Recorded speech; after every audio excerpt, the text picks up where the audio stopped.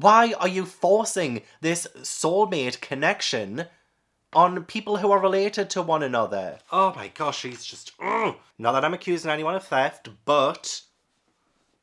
Exhibit A. But this romance making me sick to my stomach. I can't handle it. It infuriates me so much because I disagree with it so much. That's not right. That is not right, Miss Smith.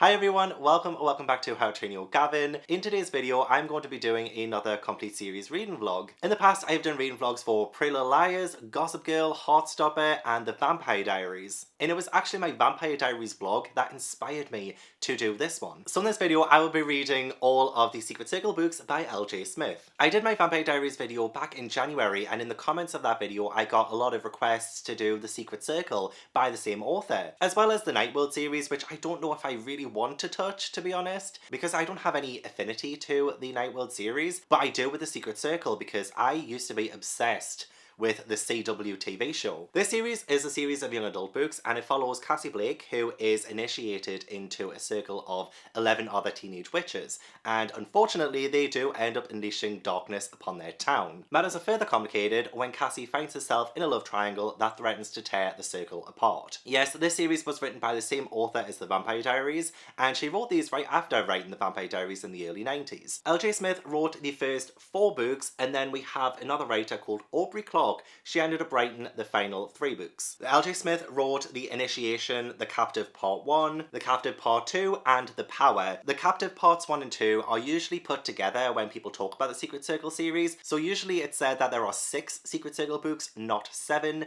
However, it is split into 2 in the versions that I have, so I'm just going to go with 7 books. And L.J. Smith wrote the first 4 in the year of 1992, which happened to be the year I was born. Before I talk about the final 3 books, it is important to note that in 2011, the CW commissioned a television show of the Secret Circle, and I think ended up commissioning some original Secret Circle books to be written at the same time, which is where Aubrey Clark comes in. Now, if you followed my Vampire Diaries video, you will know that L.J. Smith was actually fired from writing the Vampire Diaries books in 2011, and 2 different ghostwriters ended up taking over from the series after that. So in 2011 was when the Secret Circle series started, and the final author of the Vampire Diaries books, Aubrey Clark, ended up writing the final 3 books in the Secret Circle. Those are The Divide, The Hunt, and The Temptation. Due to the popularity of the CW show The Vampire Diaries at the time, it did seem like the Secret Circle was going to be the next big thing, so it didn't surprise me at all that they got another author to continue the Secret Circle books. However, I don't think they were counting on the fact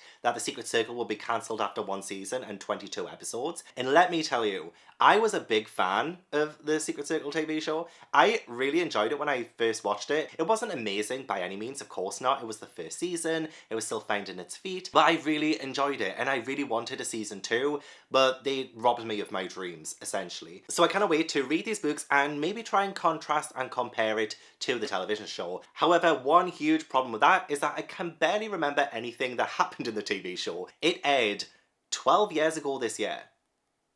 12 years, wow. It got cancelled 11 years ago. Wow, let that sink in.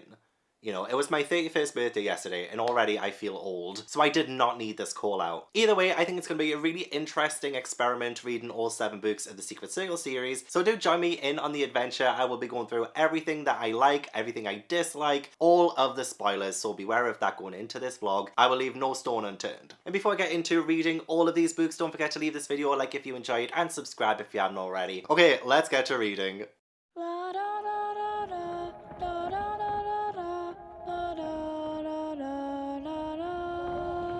Okay, let me correct the wrongs of my introduction. I genuinely thought that it would be The Initiation is half of this book, and The Captive Part 1, another half of the book, Captive Part 2, half, and then The Power half.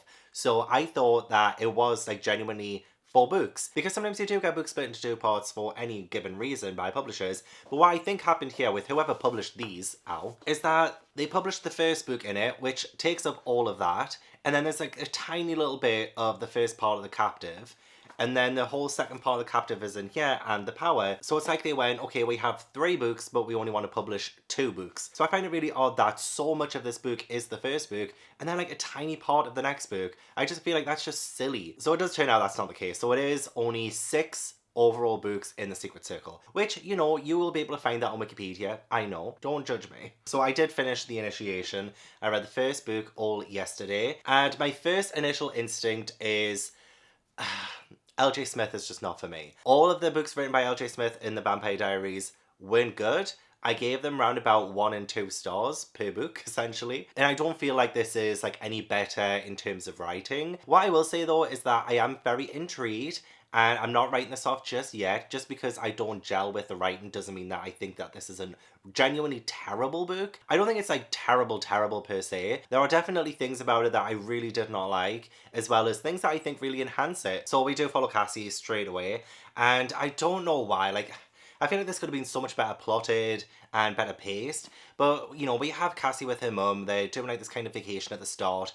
They're about to go home, but instead of going home, they have to go to the grandmother's house in New Salem. And from what I recall, I don't think Cassie's ever really truly met her grandmother, not at least since she was young. So I don't understand like why we had this whole segment at the start of her being on vacation. Like, why couldn't she just be at home? You know, it's just, there were so many things about the plot and the pacing of this book that just, I feel like didn't do anything to the overall narrative, and they had genuinely no point in it. Because even what happens as she's away, I think it's at Cape Cod, even while she's there, like, you could have had those scenes at just her general normal house. This is probably me being really nitpicky, but I just didn't see the point of like just how jarring it was, because, you know, we have Cassi, who is a character who is very homesick, and like even when she comes to this new town, but yet we never see her home. We never see why she loved her home so much. You know, if we had have seen her life at home before this, instead of like starting at this random vacation place, then maybe I would have felt a bit more compassion for her. It's getting so dark because of how cloudy it is right now. I think the witches are hearing me and they're like, how dare you? So I felt so bad for her to begin with. She is the total opposite to Elena in the Vampire Diaries. I hated Elena.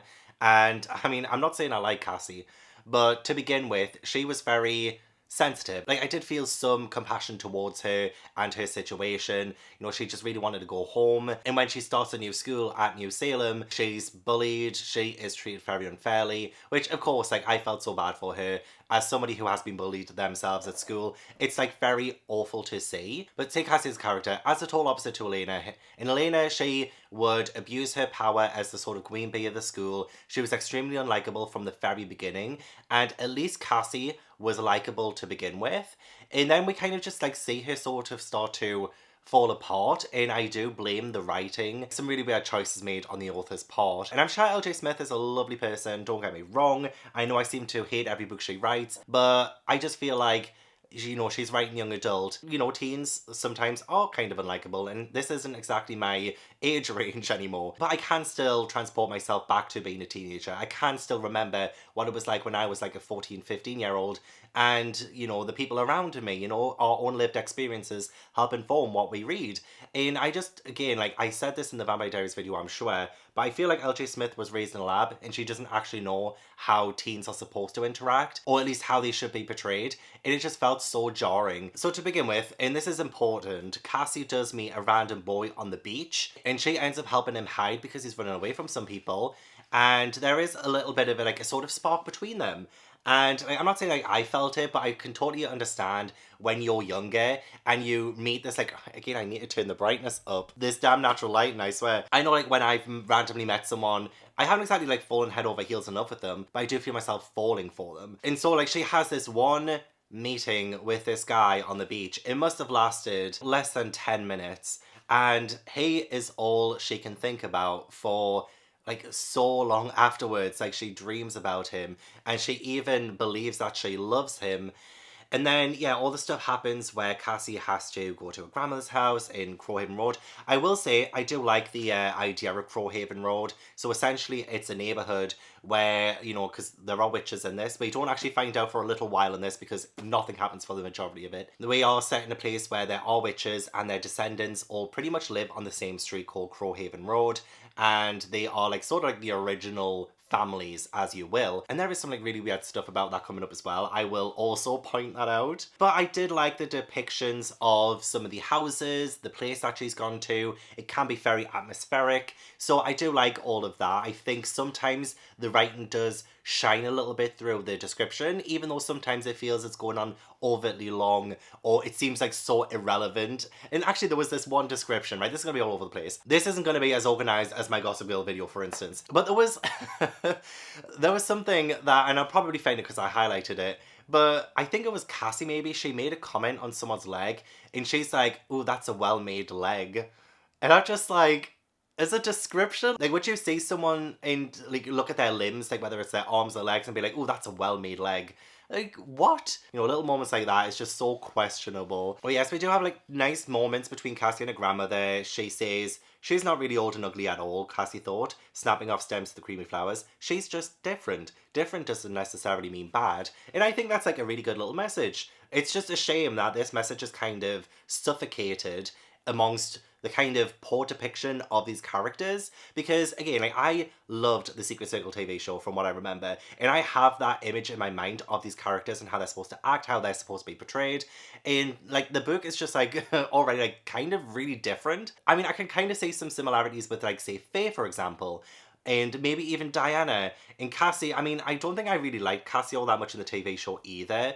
I usually do find myself not loving main characters of TV shows like that, like say like teen dramas, because I usually find the main character to be quite bland compared to the supporting characters or like the other main characters. And Cassi so far is like very bland too. Like she even says her friends would probably describe her as nice but shy, or fun but kind of quiet. And I'm just like, why are you telling me this? Show me this. Like, if you're gonna tell me that you're nice, I mean, yeah, nice is great, but like it also kind of makes it feel like she's probably going to be the most boring character in this book, not gonna lie. Don't get me wrong, I love nice people in real life, but nice people in books, sometimes not my favourite to read about. So Cassi does start her first day at school, and these are high schoolers. I think they're all seniors, and if, oh my god, it's just started pouring down a rain.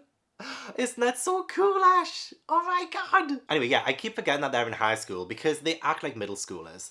Seriously, like the first person Cassi meets, Cassi is just like looking at someone, and I can't remember which one this is.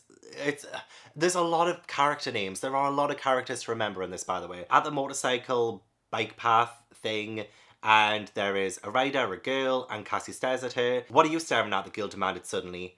"I'm sorry, I didn't mean to." "I'm sorry," Cassi said again helplessly. "You better be. You keep out my face, get it?" I'm just like, why? Why this anger? Yeah, sure, maybe there are people who are like this in real life, but like this is like literally just because she's like looking at her. And honestly, I kind of just highlighted that because I was like, that's like a really odd first interaction, but maybe I won't mention it because yeah, some people can be dicks like that. But I'm only mentioning it now because the characters continue to act like this. Honestly do act and talk as if they're in middle school, not high school. The way they're just like mean with no substance. That's it. Like there's just no substance to it, and you can probably wonder if maybe this is just part of like the magic. Maybe they can sense something in Cassi instantly, and that like automatically makes them dislike her. But I feel like that's also like very lazy when again there is like no substance around that. If you just want to explain everything as, oh, it's just a feeling, or like we are connected just because, it just adds no levity to the actual situations. There is nothing about this first interaction that made me want to continue reading. I was just like, okay, so are these people just gonna be dicks? Are they just gonna be like awful bullies to one another? And they are. They pretty much are. We do meet Faye, and she just comes across as like, what is it, Jeffrey? I feel like, yeah, Jeffrey Lovejoy. He is in class with Cassi and they're talking, and then Faye comes over, the most striking girl Cassi had ever seen, a big, beautiful girl, both tall and voluptuous. And L.J. Smith describes Faye as voluptuous quite a lot. So Faye, she comes up to Jeffrey and she's being like very sexual, and that's like our first introduction to Faye. And like, I love, what's her name again? Phoebe Tonkin in The Secret Circle, who plays Faye. I love her. I love her so much. Like, I think she's a fantastic actress. In what she did with Faye's character, and I'm pretty sure Faye will get better as we go on, but like, what I like about her in the TV show is that I kind of liked her pretty much straight away. And I will say as well, actually, I feel like, and maybe actually looking back on the first book, I think Faye is probably the most interesting character out of everyone. Even though I think the author is like trying too hard to make her look like sexual, I guess. But I mean, I love like sexual freedom, no slut shaming or anything like that. But L.J. Smith definitely focused so heavily on a high schooler being like this voluptuous, almost sexual being. It's just a bit uncomfortable, you know? So yeah, we do end up meeting Diana.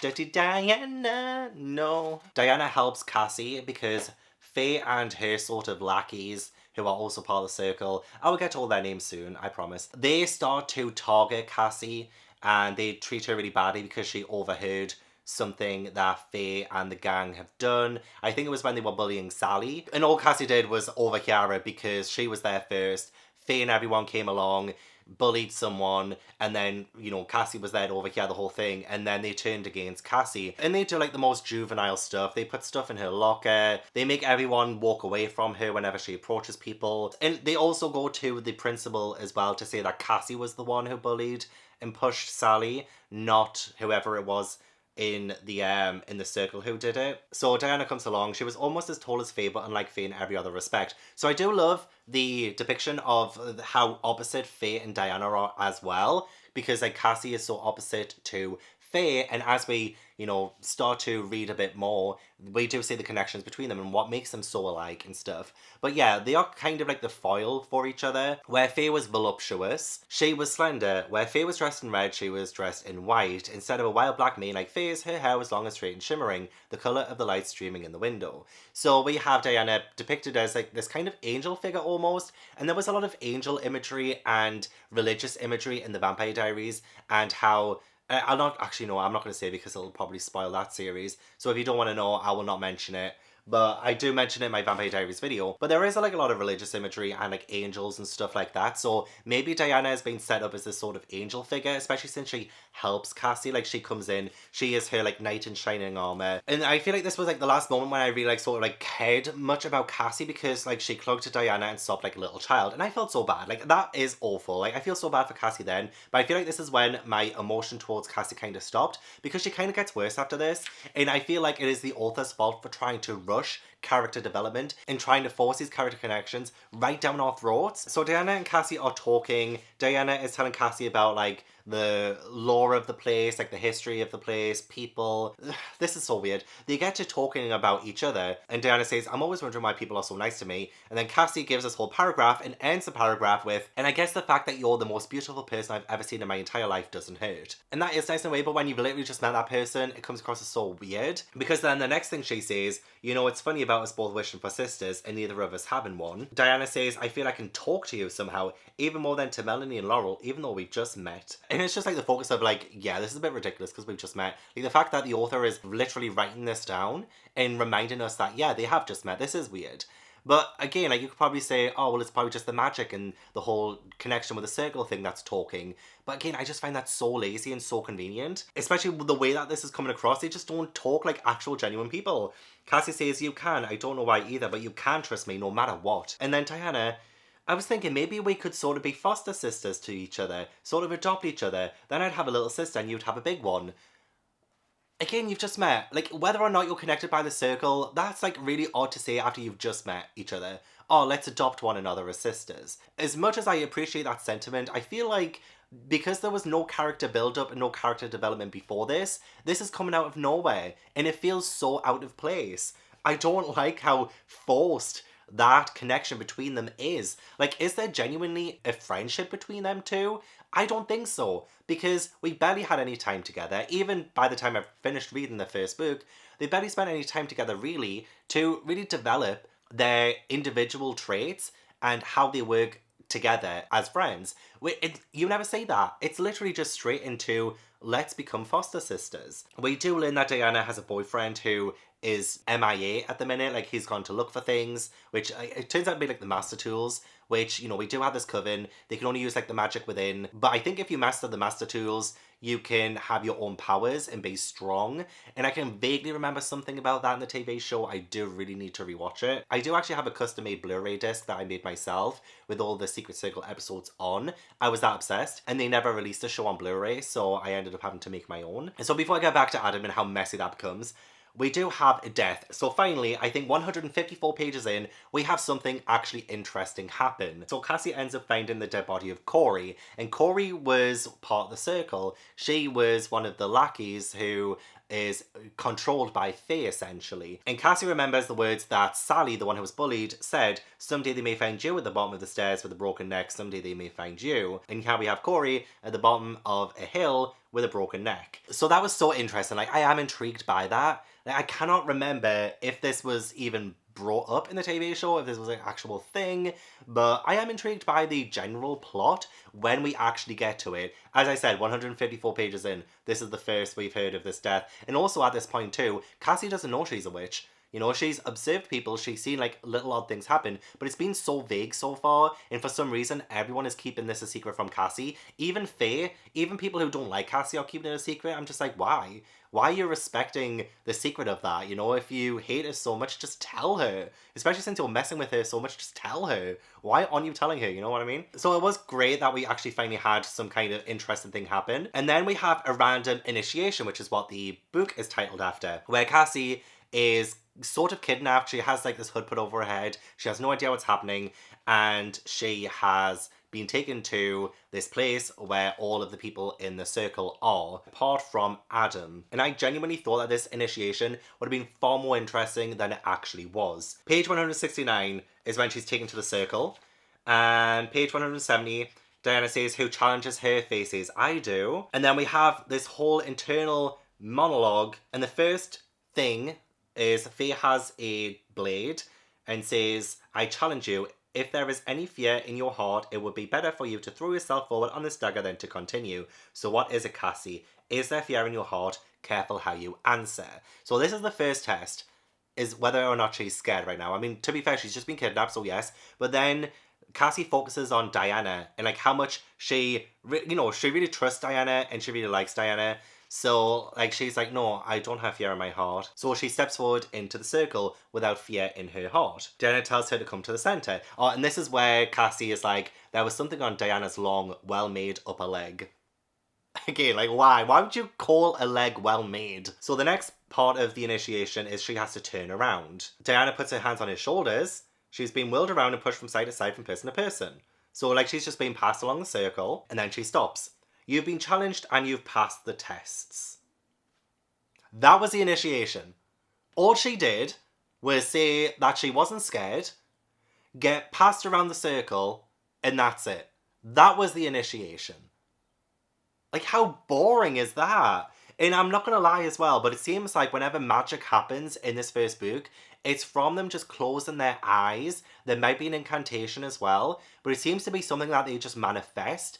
And I just feel like that is just so unspectacular and so, well, I guess not exactly lazy because, you know, magic does sometimes just happen, doesn't it? And it depends on how an author utilizes it. But, like, this was supposed to be, like, this big initiation into this sacred circle. And it was the most boring initiation I've ever seen. The whole book is called The Initiation. This is what we've been building up to. It lasts, like, 2 pages. And nothing actually happened for her to be initiated. She just had to say yes and get passed around. So that was kind of when I was like, because at this point I was feeling like, oh, maybe this is like a 3-star. Maybe this is like a 3-star book because I am still really intrigued by the story. It's been boring, but we're kind of building up to something. But the initiation was when I realised that, oh, this isn't going to be that kind of magical read that I was looking for. You know, Coven of Witches, you know, high schoolers. It sounds great. As much as I'm not in the target age range anymore, it's still something that really interests me.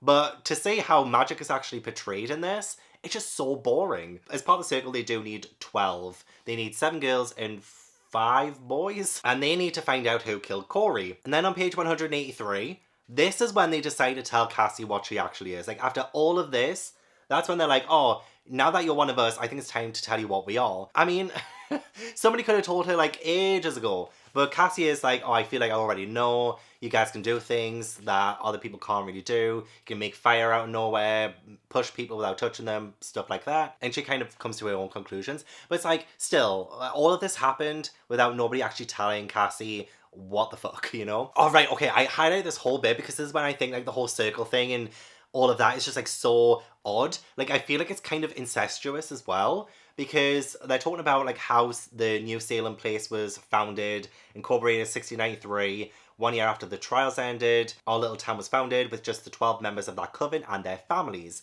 We are what's left of the descendants of those 12 families, while the rest of the riffraff you see around the school and town, like Sally, are the descendants of the servants, the help, or of outsiders who drifted in and were allowed to settle here. So the incestuous stuff that I think is just like so odd. Those 12 houses on Crowhaven Road are the houses of the original families, our families. They intermarried and kept their blood pure, most of them anyway, and eventually they produced us. So essentially, throughout, 400 years, all 12 of these families on this Crowhaven Road are marrying each other, sleeping with each other, having babies, and then those babies are like getting with each other, and like they're keeping their bloodline pure in this one street, essentially. I'm pretty sure all of these must be related then. Everyone in this coven, everyone in this circle is related, right? Even Cassi must be, because her grandmother lives on that road. And that's why she's part of this coven. So that opens up like so many problems, right? And I've tried to look at reviews online, and I don't think anyone's like really mentioned that at all. And I'm just like, am I saying things here? Am I being silly? Am I being daft here? Also, apparently the whole town knows they're witches. Even adults know what you are, what we are. Only the ones around here, the ones who grew up on the island, they've known for centuries. So I feel like that already gives away some of the stakes, because what I love about some witch stories, some magic stories, is the idea that they have to keep it a secret from everyone. And they still do have to keep things a secret, of course. They are the secret circle, but it's not really that much of a secret if most of the adults around the place know about them. Why is it called the Secret Circle if it's not a secret? I love that they're talking about Books of Shadows. I can't remember it in the Secret Circle, but I love anything to do with the Book of Shadows. I have 3 charmed Book of Shadows replicas, and in fact I'm going to show you one of them, because I just love talk about Book of Shadows. So I love that aspect of it. I love that witch lore aspect of it. And I'll just grab one. And I will say as well, Charmed is my favourite witch show of all time. And one of my favourite shows of all time. It's probably why I love witches so much. And why I was so interested in the Secret Circle to begin with, is because of Charmed. So this is my Charmed Book of Shadows replica. And it does have like the pages from the TV show in here. And it's just like so incredible. I love it so much. And I will be doing a Charmed video later on this year for like Halloween. So hopefully you guys will be able to see that and look forward to that too. But yeah, I just love anything to do with the Book of Shadows. I hope that this series leans into the Book of Shadows aspect of it, because I think that's just like so cool. And one thing I love about reading teen books from like the 90s is how dated they are, because one of them is putting up the Book of Shadows entries on a floppy disk. Who here remembers floppy disks? Me. Sort of a floppy disk of shadows, Cassi said, which is probably the only funny thing she said this entire book. But I do love reading books that date themselves sometimes. It's like a relic of the past. And this is definitely a relic of 1992 when this came out. Okay, and then this is when things get like really bonkers. Like this is when things get messy, and I'm kind of like low-key loving it. This is objectively a bad book, okay? Like it's not great in the slightest. I'll give you my rating at the end of this review. But this is when it gets messy, okay? So Cassi is still thinking about that guy she met on the beach. Like she has fallen head over heels in love with him. And she says, yes, for him, I'd risk anything. And she sort of thinks all of this. And then as she's thinking this, he is right there. He'd found her. This person has come to the circle just as Cassi was thinking about him. And then we hear someone say, oh, Adam, I'm so glad you're back. And it turns out that Adam is Diana's boyfriend, and long-term boyfriend as well. They knew each other as kids. They have been together a long time. And Cassi is in love with him. Oh, like that is genuinely so bloody messy. Okay, right, this is when we actually like really start to get a handle on all of the characters. So let me get my whiteboard. Right, I got this like really cheap whiteboard off Amazon because I'm doing a video later this month that needs it. But I thought I might as well use this so that I can keep an eye on characters and like keep my bearings with them, especially since there are 12 Secret Circle members, and that's just like too many. That's just way too many, honestly. I much prefer in the TV show when it was like reduced dramatically. So let's just do the Secret Circle. So these are all of the circle members. We have Diana, and she is the temporary leader, so I will put a little crown on her head, just cause. And then we also have Melanie. Got hair on this, that's because of my cats. Melanie Laurel. Then we also have Faye, who is constantly battling with Diana. And also she is the first cousin of Diana as well, I believe. But again, every single person in this coven must be related somehow because of all of the inbreeding they've been doing. Faye, and then we also have Susan with a Z, Deborah, and Cassi. So they're 1, 2, 3, 4, 5, 6, 7. So that's 7 girls and then 5 more boys. Nick, who I believe was a character in the TV show. I believe it was Nick and Adam.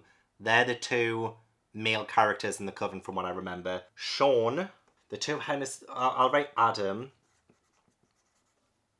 And then the 2 Henderson brothers. Let me see if I can find... Yeah, they just keep getting referred to as the Henderson brothers. So I'm just going to write the Henderson brothers. So I'll put Henderson 1 and Henderson 2. And then when I find out their names, I will let you know. So that is 12 members. Diana, Melanie, Laurel, Faye, Susan, Deborah, Cassi, Nick, Sean, Adam, Henderson 1 and Henderson 2. So Adam has come back with this crystal skull that belonged to, was it Black John? It's one of the master tools. Yeah, Black John. It was from an old coven. Black John himself was evil apparently. And there was something I kind of vaguely remember from the TV show about that. But I want to keep tight-lipped about it just for now in case of spoilers. But he has been looking for this master tools, or like master tools in general. So this crystal skull is one of them. So even though they know that it's evil and awful, they want to try to activate it and see if they can use the energy of this crystal skull to find out who killed Corey. And it obviously goes really badly. They end up unleashing this kind of evil that they don't know what it is yet. They just feel this evil has sprung from it. And even though Diana was against it, she was overruled. And Faye led the charge, so... You know, that's just like stupid. And also the fact that this whole thing happens as well, because everyone was just looking at the skull. As I mentioned before, there is like no magic behind this. And seriously, all Diana says is concentrate on it, look at the details. And that's just what they do. They just sit there and look at the skull. And then suddenly out of nowhere, the circle is broken and this evil is unleashed. And it's just like, and again, you don't really say the evil. It's just like everyone saying, oh my god, I felt something evil come out of it. Like there was like this darkness. LJ Smith every now and then will do some like description of like random things like a house or a person. But then when it comes to actually plot details, nothing. You get nothing. So this whole thing's happened. So after that, Diana asks Adam to walk Cassi home.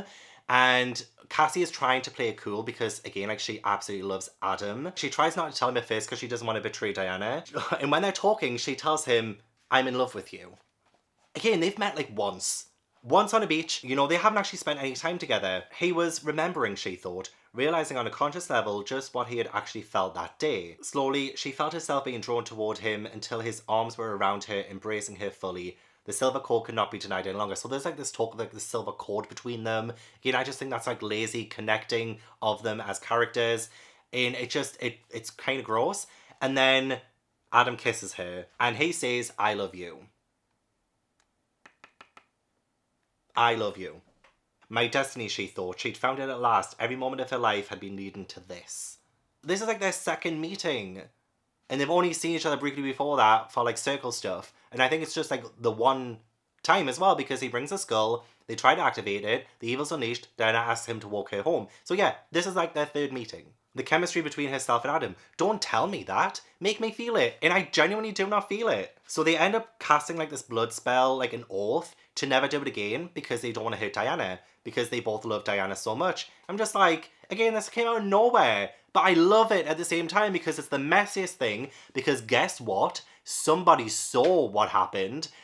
Faye gets Cassi to come to her house and blackmails her. And I'm like, okay, Faye is a horrible person, right? Like, she's not a nice person. But she's interesting. She has become very interesting now. You know, moving past her first impressions, which weren't great. Now, like, I'm more invested because I think like this is the messiest shit I've ever seen. So like she blackmails her and she says that she wants the crystal skull that Adam found and she wants Cassi to get it for her. You realise that from now on I own you, Cassi. The truth is that you're my captive from now on. I own you now, Cassi Blake. I own you body and soul.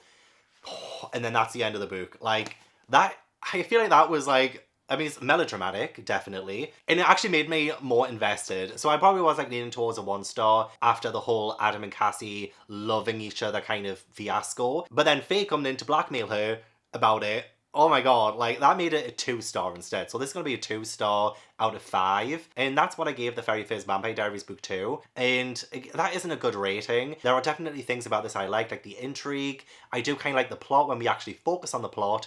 But like characters definitely need work. And at the minute, I'm kind of more invested in Faye out of everyone. Just because like she is the most interesting. Not because I like her as a person, but because I like reading her. Because she's actually offering something different to the other sort of like nice characters and the boring characters. And now we have the storyline where Adam has cheated on Diana with Cassi. And I'm like that's definitely teen drama right there, isn't it? But again, I did not like the writing style. I think it's very poorly written. And I think we forced this love thing way too quickly. And none of it feels natural, none of it flows. And it's the exact same thing that happened in the Vampire Diaries. Things happened too quick. We didn't actually get to see character chemistry because everyone was just like forced together because that's what the author wanted. And us as readers never really got to see the natural progression of that. So this is exactly what the Secret Circle series is doing. But fortunately, there is way less books than the Vampire Diaries. And I can kind of see some fun to be had with some of the story. So I'm genuinely excited to read the next book to find out what's going to happen with Faye and Cassi, their dynamic, and to see if the affair thing comes out. But I feel like I had a little bit more fun than I anticipated.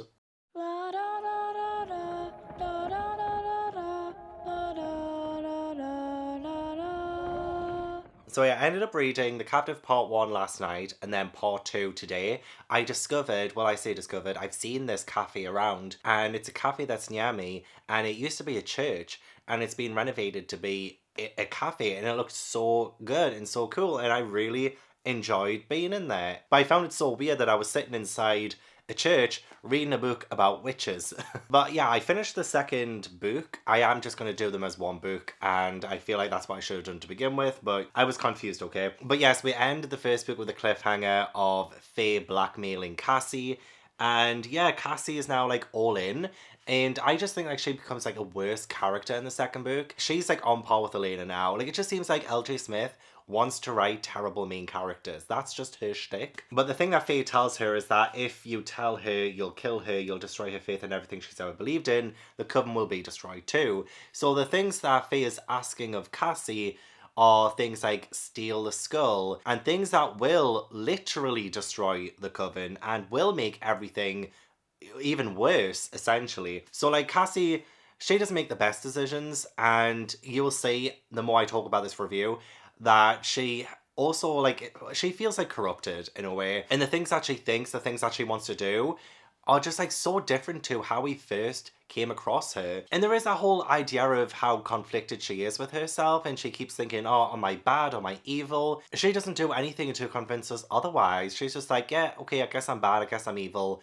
I'll do some evil stuff now. And bear in mind, like, the evil stuff, it's not really that bad in the grand scheme of things, but it's the way that Cassi reacts. It's just so ridiculous. Oh, anyway, I found out the names of the Henderson brothers. They're called Chris and Doug. Remember that. Actually, don't remember that. I feel like you don't need to remember any other character names other than Cassi, Diana, Faye, Adam, and Nick. Let's just say, like, those 5 are probably the only 5 you need to know. Everyone else is just, like, kind of there as a supporting character. Nobody is given any kind of development or anything like that. It is just Cassi and then the other 4 that I just mentioned and then everyone else. So one thing I will say about this book is that it definitely is a lot more interesting and a lot faster paced than the previous book. I mean, I think this is like the very first chapter we find out that the principal has been killed in a sort of avalanche, as in like he was like crushed by a whole lot of rocks, and that's important. And remember as well, the people who died in the first book, they resembled things like broken neck, being hung. They resembled deaths that witches would, you know, go through, or like what Puritans would punish people they thought were witches back in the day. And I don't feel like that's any kind of big revelation, but the way that Cassi comes to this conclusion, like around about the midpoint, or at least like the end of part 1, she says like, oh my god, like they'd be dying in the ways that witches used to die. Oh my god, like, this is huge. And I'm just like, but isn't that kind of obvious? This is a book about witches, and you're just coming to the conclusion now that someone is killing people, mimicking the deaths of witches. Diana does display like how nice of a person she is. I'm just going through the book. I'm just going towards my highlights and just talking you through it. I feel like that's the best way to talk about this book. But yeah, Cassi pretends that she's scared and she stays with Dainya so that she can get the key around her neck so that she can find the skull. The goodness and, well, purity that shone out of Diana's eyes were very real indeed, Cassi thought. Cassi was proud to be her friend. And yet she does things that really conflict to that message there. You're proud to be her friend? Keep your hands off Adam then, you slut. One thing that always seems to happen in these kinds of books, like YA books from the 90s, is that there always seems to be some kind of dance. And even, like, I guess in teen TV shows, there's like dance, homecoming, parties. That obviously they're teens, so I guess that's kind of obvious. But, like, it just constantly happens. We just had one in the first book. Now we have, like, this homecoming and this Halloween thing happening too. So we just jump from one to the next. And these usually just come out of nowhere. It's like L.J. Smith is writing as she's going. Especially since Cassi does end up finding the skull buried in the sand of the beach. And she comes across it in, like, the most convenient of ways. Like, she's passed it a dozen times, she says this. And there's, like, a ring of stones. Like, and yet she has passed it so many times. And just as the time is about to run out on it, because Faye gives her a deadline, just as the time is about to run out, that's when Cassi finds it. It's just all very sus. It's very sus. So Faye tries to do something with this skull. She unleashes even more darkness. And, like, at this point you have to question, like, is Faye doing this on purpose? Because, yes, this skull is obviously evil. This skull is dangerous. Stay away from it. Keep it buried. Don't touch it. Because people seem to die every single time you do touch it. And yet they're still like, oh, I wonder what it's going to do. Oh my gosh, someone's just died again. And Cassi was like the stupidest character in this. Because now Faye can hold this over Cassi too. You're more my captive now than ever. It's not just Adam anymore. Now I can tell Dainya about this. So it's like, yeah, Cassi, you've just stole the skull. And it's gonna, well, it hasn't happened just yet, but it leads to another death. And, like, at this point, just come clean. Just come clean about it, because seriously, what you're doing is far worse than what you're being blackmailed on originally. You know, she's just, like, digging her own grave that much deeper, and it's so hard to root for a character like that when she honestly has no common sense and not two brain cells to rub together. She honestly does deserve to be treated like this from Faye, because if she's dumb enough to go along with that, then yeah, Faye, tear her a new one. And I don't know what it is with this author's obsession with forcing Cassi and Adam together as well. So Dainya ends up getting sick and she can't go to the homecoming dance, so she asks Cassi to go to the dance with Adam. Faye had apparently called to say that she would go with Adam. Dainya doesn't want Adam to go with Faye to the dance, so she asks Cassi to do it instead. Look, why doesn't Adam just, like, not go to the dance with Faye? Like, is that not an option? Like, why is it because Faye says, oh, I'll go to the dance with Adam? Why is that, like, okay, now I have to ask Cassi to do it instead? I'm just like, what, can Adam not, like, sort himself out? Like, why is Dainya asking Cassi to do this? It doesn't really make any sense. And it's literally just because the author wants to force them two together again. Because Faye is on the prowl and she likes Adam. It just shows you, like, Dainya has no trust in Adam then. And then again, Adam doesn't have to do it either. It's just like, what? Like, okay, whatever. Whatever. I'm trying to understand the psychology of 90s teenagers, and obviously that's not going to happen. And it does lead to Cassi and Adam getting really close at the homecoming dance. They don't necessarily kiss, but his lips get really up close to hers. And it ends up leading to Cassi actually getting closer to Nick. So she does go off. Nick ends up comforting her a little bit. Like, Nick is very mysterious. He does his own little thing. He wants nothing to do with the drama of everyone else, and I can respect that. Yeah, it seems like them two have a kind of thing. But honestly, in part 2, Cassi and Nick have zero chemistry. Like, none whatsoever. And I will highlight where I found there was no chemistry. But before anything actually really happens too, they end up finding another person dead, hanging. It was Jeffrey. He's like an outsider person. He doesn't have magic. So yeah, he's found dead in the boiler room. So now it's even more apparent that this darkness they've unleashed from this girl is getting worse. And the thing is as well though, whenever something like this happens, the people in the circle, like all these characters, don't think about like what they can actually do. All they do is like, oh, we need to get the skull, we need to get it in front of us and stop it. So they end up doing things without an actual plan. Okay, you're getting the skull, you want to ask her questions or whatever, but like what is the plan of like keeping other people protected? Because every time you touch the bloody skull, things happen that are bad, and they don't do anything to really stop that from happening. And then every single time something bad happens and they're like, oh no, something bad's happened again. We've unleashed the darkness again. Oh no, like, well, stop doing it. You're obviously not competent enough as a coven to stop these bad things from happening. So stop making it keep happening. And we have a couple more examples of that happening in here. I will say I was very intrigued by some of the things that I feel like maybe were brought up in the TV show, but again, I have a bad memory with that. A lot of the parents died the same year. So Cassi does find like gravestones of the different like parents of the circle members, and a lot of them died in 1976. And it was explained that there was like this hurricane that happened. But obviously we're not buying that, and it does turn out that it was Black John. Black John had killed a lot of the parents when they tried to confront him, because he is a bit like a cult leader. And yeah, all of that. I will explain more of that later on too. And I just wish the magic was more imaginative too. There's a dog that tries to bite, is it Chris? Yeah.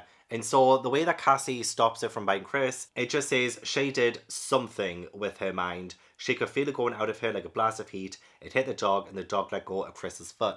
So this happens with the magic a lot. It's seriously just them standing there, thinking of something, feeling something, and something happens. And it's explained like that. She felt something come out of her. And that is just like constantly repeated every single time. Like, do you not want to change it up a little bit? Do you not want to like describe what's happening? Do you not want to like maybe try and change up the magic a little bit? But no, she doesn't want to do that. So yeah, part 1 ends when Cassi realizes that the Puritan torture stuff was happening now, which again is obviously so bloody obvious. So then we get into part 2. There's some connection between the 3 deaths and the way Puritans used to punish people. Like, no shit, Sherlock. Genuinely no shit. The dark energy is the connection. Like, we've known this all along. We know that whatever they've unleashed, dark energy wise, is what's happening now. And they're like, oh, but is this really what's happening? Yes, it is. They're just talking in circles. I get it now. Secret Circle, the characters talk in circles, just telling us the same things over and over again, or like trying to deflect from what's actually going on that we already know is going on the entire time, just to add to any kind of false suspense that we have, and to keep the word count up. And then this is when I kind of like stop rooting for Faye as a character, because again, like, all these characters are really terrible. Faye, and well, she gets Cassi to come over with like some other girls, and she forces her, and they have to play Pizza Man He Delivers or something. And what they do is, well, they ring 7 different pizza places, get 7 different delivery guys coming, and they all happen to be boys, and they cast some kind of spell on some of them that they're attracted to. They cast some kind of spell and force him to come inside and do things with them. Yeah, they brought the blonde delivery guy into the den. Susan and the muscular one were entangled on the couch. The pair disengaged themselves, the boy's still looking foggy, and Faye poured the new guest a drink. So they're literally spiking these boys with this magical potion and forcing them to kiss them, do all of these other things, which is sexual assault. It is sexual assault. And she even says you can do anything you want with these guys and they like it. So again, like, this is a book series for teenagers. Very young teenagers at that. And yet we have some of the main characters putting this like date rape kind of potion into this drink and getting these pizza delivery guys to stay with them. And even Faye is like taking them upstairs, and you can guess what she's about to do with them. In our teen books, really, you want to do that in our teen books? It was a weird choice, and that's when I stopped rooting for any character in general. Like, Diana is nice, but like, that was the problem with Cassi to begin with, is that she was too nice, and that made her boring. Like, Diana is put on a pedestal, and you can tell the author is doing that, and it's just so boring. Diana is very boring. Also, I wonder if the writers of Hocus Pocus were inspired by the Secret Circle, because Cassi goes off on Diana, because Cassi feels guilty, so she lashes out at Diana, and Diana says, Cassi, calm down. Cassi reeled a step backwards, stung, I am calm. And I'm just like, that's a Hocus Pocus quote. But this came out in 1992, which is the year before Hocus Pocus came out itself. So I'm like, did the writers of Hocus Pocus get that joke from here? That would be insane if they did. So the Coven are talking about the skull again. They're saying how dangerous it is. And they decide on Halloween night, when the veil's the thinnest, they're going to do a ceremony to get whatever evil entity is attached to the skull to come to them. And I'm like, again? Because yes, again, it doesn't go right. And it frustrated the life out of me, because they're just asking for it. They're just asking for all this trouble and darkness and death, because they keep doing things like this with no preparation, no plan. And again, Cassi is new to the Coven. They haven't actually taught her things. They haven't actually, brought her into the fold in a very natural way. She just, knows things. She knows what to do automatically. She's a new witch, and yet she's like this. She asks no questions. She just goes along with it. In fact, she has this intuition, which I guess you can explain as, oh, maybe that's her magic power. Lazy. It's lazy. So yeah, the Halloween dance is coming up. Cassi asks Nick, but Nick can tell that Cassi is in love with Adam. And I'm like, yeah, I'm pretty sure like everyone knows this at this point. She does have it bad for him. Again, with absolutely no reason to be. Other than that silver cord thing that only Cassi can see that's connecting them. Bullshit. Bullshit. And Cassi has this like really visceral reaction to the idea of Adam and Dainya potentially having sex. Faye tells her the coven leaders who represent the goddess Dainya and the Horned God have to make an alliance, and Adam has come to this Halloween dance as like the Horned God. They have to merge, shall we say, to represent the union of male and female principles. You mean they, Cassi said. It can be done symbolically, Faye said blandly, but somehow I don't think Adam and Dainya will be satisfied with symbolism, do you? I just feel like that's just like such a weird way to talk about teens in this book, especially since Cassie's like, Adam and Dainya, they couldn't. I'm like, well, I mean, they're a couple for one, Cassi, remember that. They're a couple, and they've been a couple for a very long time. So why are you so fucking surprised? Oh my god. And then she actually, at this dance, she kind of, after hearing this, goes to the corner, she's upset, and then Adam comes over to like console her and comfort her, and like she actually starts thinking in her head, like, how can I steal him from Dainya? If she started to cry right now, if she got him close enough to hold her, then relax against him, making herself soft in his arms, if she laid her head on his shoulder so that he could smell her hair, if she sighed and let her head fall back, would he be able to resist kissing her? She leaned in closer to Adam. A fierce rush of triumph swept over Cassi. He couldn't help himself. It was going to happen. So like she is perpetuating the cheating. She is perpetuating this action right here that she swore she would never ever do again because she loves Dainya. And Dainya was like her only friend when she needed her. Cassi does end up stopping herself. Evil or not, Cassi couldn't do it. So like, okay, it's good that she had the self-control to stop herself. But she had these thoughts, she had the intent, she went out of her way to make her seem like a damsel in distress and so upset so that Adam will comfort her and lead to a kiss. And even when she goes back to Nick, there is no chemistry whatsoever. They danced a few times, Nick didn't even try to kiss her. So like literally the author is trying to make us think that the only chemistry Cassi has with anyone is with Adam. And yet there is no chemistry between them at all. So after this, they do the little ceremony thing with the skull on Halloween night. And again, all they have to do is stand around in a circle and think of something. So this time, Dainya says, think of air. So they just need to think of air. Dainya gets a burning stick out of the fire, and that's it. That is it. They manage to summon whatever spirit or demon is connected to this skull. Obviously Black John, which they see. And then I'm just like, okay, right, this is why their plan is like, what was your plan? Because all they do now is, we've invited you here because we found something of yours. We need to know how to control it. Will you talk to us? Adam is like, there are terrible things going on. They have to be stopped. Are you controlling the dark energy? Like, they're asking this evil entity questions. There are terrible things going on. They have to be stopped. What was your plan? To bring this evil entity right before your eyes in another ceremony that is bound to go wrong, and it does, like every single other one. Your plan was to ask it questions in the hopes that it would answer and be like, oh yeah, I will stop doing all of these evil things. I will stop killing people because you asked me to. It's obviously not going to do that. It's obviously not going to. So why are you even trying to do that? What is your plan? I mean, if they had some plan where they could actually force this spirit to tell them what they're doing and how to stop them, then fair enough, I would be behind it. But yet they have no competence with it whatsoever. And Dainya shouldn't be a leader because she goes along with all of this shit. Who killed Corey? Why did the dark energy lead us to the cemetery? And what happened to Jeffrey? So like, if they summoned a random demon that was killing people and they summoned it and just said, oh, stop doing what you're doing, do you think it would listen? No. Cassi does end up touching this Black John figure. And yeah, again, like the circle's broken, Adam has to save her, and it seems like they have made things even worse. And then we find out that all of the coven members are born like within a month of each other, and it ties back to, you know, their families, their parents. Nothing really that interesting anymore because, again, we already know that they all died. Well, not all of them, but the majority of them died in 1976, and you can tie that to Black John. Everything you read in this book is just tied back to Black John. To be fair, like, that plot itself is interesting, but we're just being presented in a way where everything has almost been spelled out for us from the very beginning, that it takes the characters even longer than you as the reader to figure it out. And it's just so...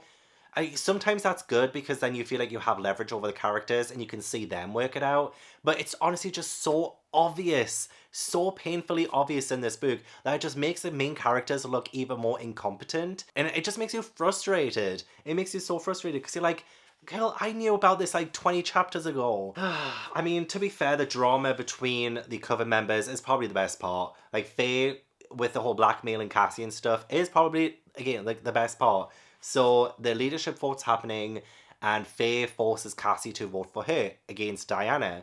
So obviously like that's kind of dramatic and Faye does become the new leader. So everyone's like kind of surprised that Cassie's done this. And even Adam chases after her and he's like, what's wrong with you? Like, what's going on? And then they end up kissing. She kissed him. It was a hard, angry kiss. The secret about Cassi stealing the skull comes out, but it happens in such a way that nothing is done about that. Like, you don't really see anybody react to it.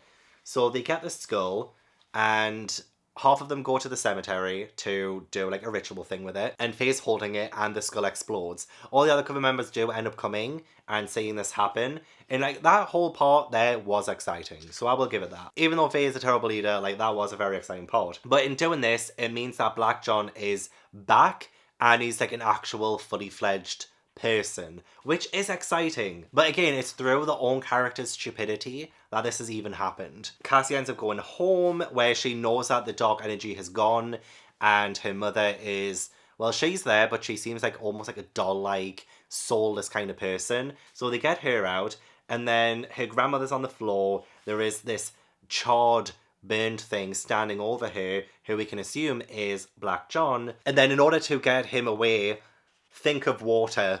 So again, all they have to do is think something, and they end up getting him out of the house because they thought of water.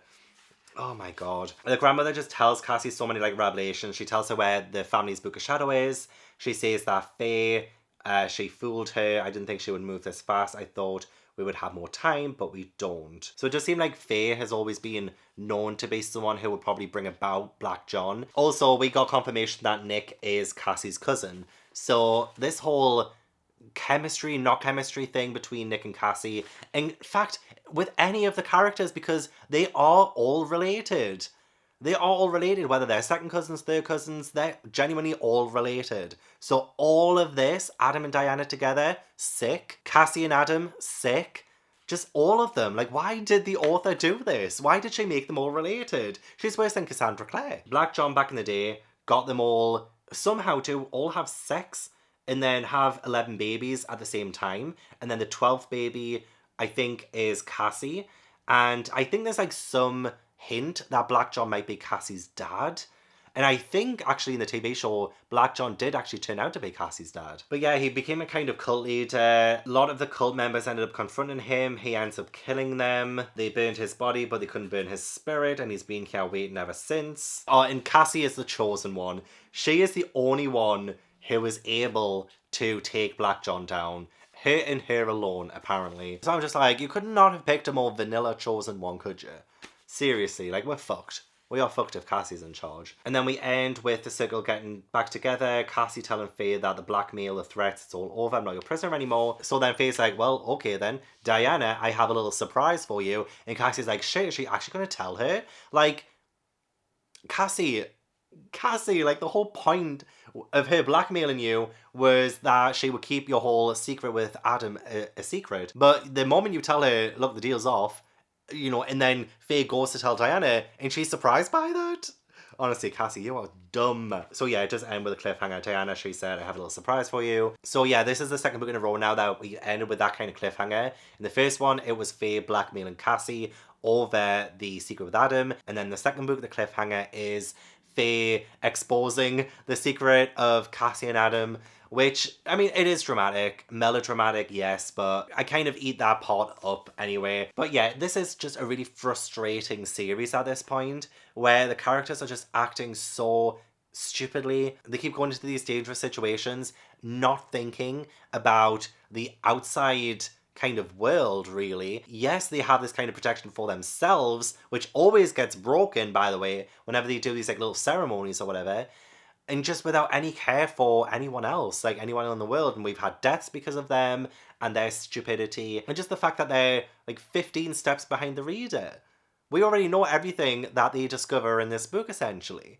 And that makes it less of an interesting read. I will say though that I still would give this like 2 stars. And so far, I think I do enjoy this series more than the Vampire Diaries series. Because when I think of the first 2 Vampire Diaries books, plot-wise and character-wise, it was just like all over the place and terrible. So is this, really. But it is readable. And I do like the melodrama. And the overall plot with Black John, the parents' deaths, the coven being born pretty much very close together. It is intriguing stuff, I'll give it that. But there's not a single character I root for now. Maybe Dainya. But even then, she's like boring, so. But now we're looking forward to the fallout to see if we do have like this massive explosion between like Dainya, Cassi, and Adam. If Faye will be stopped before she tells her, and to see if they bring about a stop to Black John too. And if they do end up doing it, all they'll have to do is circle him and think about something, won't they? I bet you, I'm calling it now, the way they bring down Black John is by just thinking. That's all it's gonna be.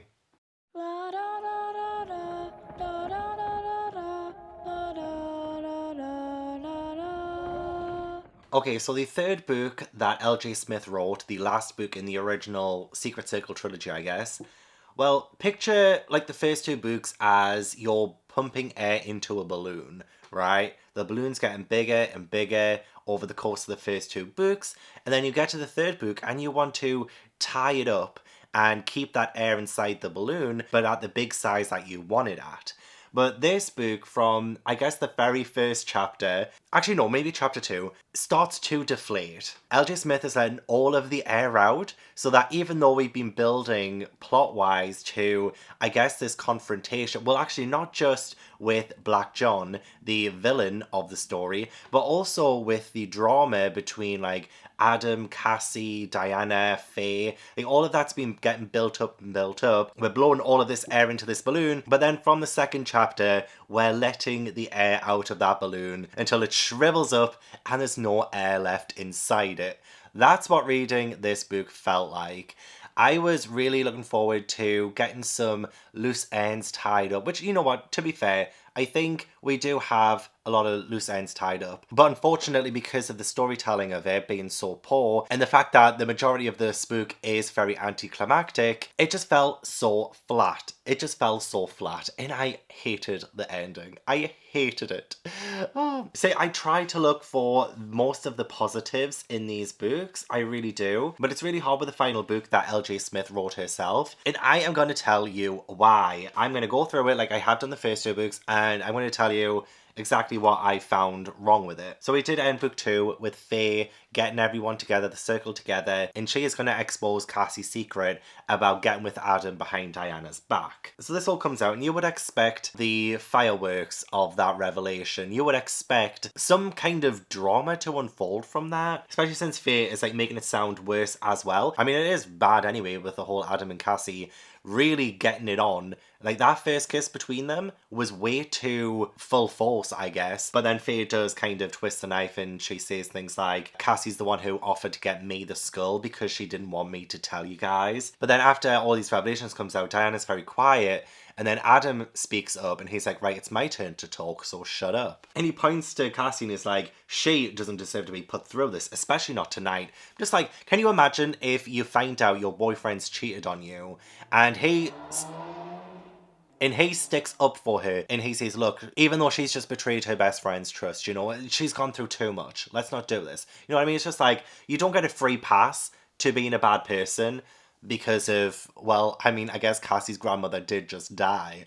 But, like, that's not the point here. The point here is that Cassi has not been a good friend to Dainya. She has done this, like, really two-faced thing, and Adam has betrayed her trust as well. Both of them have. And even Adam was like, it wasn't love at first sight. She was just this nice outsider girl, sort of quiet and pretty, and I wanted to say thanks. Like, why would you even put in the pretty bit there? You know, like, you're trying to defend yourself, and you're like, oh yeah, we only just met. I mean, she was pretty, but you know, like, it wasn't love at first sight. Just like, don't even mention anything about her looks or how you found her looks to be. Just own up to your mistake. He says things like Cassie's completely innocent, she'd been fighting against it, but just like, it still doesn't negate your actions. It still doesn't make you any better of a person just because you knew it was a bad thing and you tried to stop yourself, but you didn't. So that makes it okay. That makes it okay to get with your best friend's boyfriend? Come on. Come on. And it's Adam who's speaking all of this, and Cassie's not saying a word. Diana's not saying anything either. Nobody in the circle really is saying anything, to be honest. And he downplays the fact that Cassi and Adam kissed, like, really went at it when Faye's spies saw. He just says, your little spies saw us that night when we were saying goodbye. Because he does say about, like, the oath and, like, oh, we can't do this again. But, like, they went at it. They went at it. Like, oh my gosh, like, they had to come up for air with how much they were going at it. And he doesn't own up to that. He does not own up to the fact that they went all out for each other in terms of putting mouth to mouth. They went so hard, and he's like downplayed it. Even Cassi says, at the Halloween dance, I tried to make him kiss me. There's no excuse for any of it. I was weak. And she apologizes to Diana. I don't know why I did it. And Diana says, I do. Adam said it already. You were scared. And then Diana doesn't even really react. She literally forgives Cassi just like that. Just like that. She and Diana were in each other's arms, both crying, both holding on with all their strength. And then Diana's like, I don't want anything to be discussed after tonight. Like, everything that happened right now, we're not going to talk about it. That's the end of it. And I'm just like, when you have a storyline that we've just had, the love triangle between Cassi, Diana, and Adam, it was used as a cliffhanger for book 1. And it was used as a cliffhanger for book 2. And yet, in the first 2 chapters of the 3rd and final book of the original Secret Circle trilogy, you're just having this drama unfold in the most boring of ways. And you might be saying, oh, but Diana's just such a big person. She's just like a better person than everyone. Like, she's so forgiving and stuff like that. I'm just like, no, she's become a pathetic doormat, is what she has just become. She has had no positive character development throughout the entire 3 books. She has just been a big pushover the entire time. She has been in love with Adam since they were kids. They've been like this big couple and everything. And she's just like, we're just not going to talk about it. It's fine. You know, I'm just like, can we not just like have a little bit more fireworks here? Let Diana forgive her eventually if she wants to. I would have voted against. Like, I'm on Faye's side right now. Like, when you find out that your boyfriend has cheated on you with your best friend, is this really the response that you should be having? You've just had your trust betrayed. I know people react differently, but because Diana acts so forgiving and as if Cassi is the center of the entire fucking universe throughout the entire fucking book, it just makes her seem like that much more of a pathetic character. Let her have some more agency when it comes to her feelings. It's like she doesn't have any feelings whatsoever. She has become a cardboard cutout of the original Diana we first got introduced to. When I did kind of like her, even though she was kind of boring, like, she was still nice and, you know, all of that, but now she's just become pathetic. She's become, as I said, a cardboard cutout. Any kind of fleshed out character work that we've had, which has been so minimal, I just don't think we've had any good character development for anyone, except maybe Faye by the end of this book, and I'll get to that. But it's just pathetic. It's just pathetic. So within the first 2 chapters, I was like, okay, we've waited 2 books to get to this moment. It's already kind of fizzled out. Like, that's it. Okay. I guess I'll have to rely on the main plot with Black John and hope that that comes to something. Oh my god, even before I move on to that, Diana, she says, these things happen sometimes, I forgive you, and as for you, Cassi, you're even less to blame. There was no way for you to have known. I don't blame either of you. Cassi, let her have accountability, because that was a really shitty move on both of their parts. Let them take accountability for it. Yes, they have just confessed, but, like, they haven't faced any consequences for it. And I can't stand when characters cheat in anything, whether it be movies, TV shows, even in real life. And we're not characters in real life, but it's like real people. This is portraying like real, well, trying to portray like real teenagers in a fantastical world. And we have this real life issue of cheating, and there are no consequences. And I'm just like, that's not good. When people do something like that, because I honestly, I hate cheating. I cannot stand cheating. So to see them get off scot-free with absolutely no consequences whatsoever, it makes me feel physically angry. Like, I feel angry at this. Back to the main story. We just have like lots of dreams. Cassi dreams a lot. Like, the main gist of whatever happens plot-wise, or whatever is revealed within the plot, or how they want to advance the plot, it's just all revealed to Cassi in a dream. Like, oh, where is Black John? Where are the master tools? What's the answer to this mystery? It all comes to Cassi in a dream. It all comes, or she can just feel it. She just feels it. Because she's the most powerful, and she's the most in tune with everything. She's the one who everyone now looks up to. Even though, again, we have never seen any, like, training work or anything seem to happen naturally with her powers. Not a single thing. Not a single thing with Cassi and how she has become center of the universe. With the Vampire Diaries, it was Elena. She was the center of the universe from page 1, and that stayed throughout the entire series.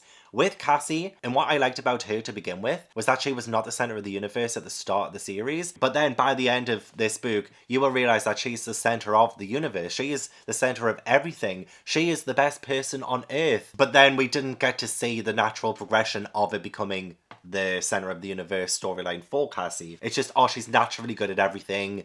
Everyone now looks up to her. She is now the center of the circle, essentially. The last line of the book is literally about her being literally in the center. So yeah, we found out that Black John wanted a coven of his own to control a coven of kids, and that's why a lot of them were born at the same time.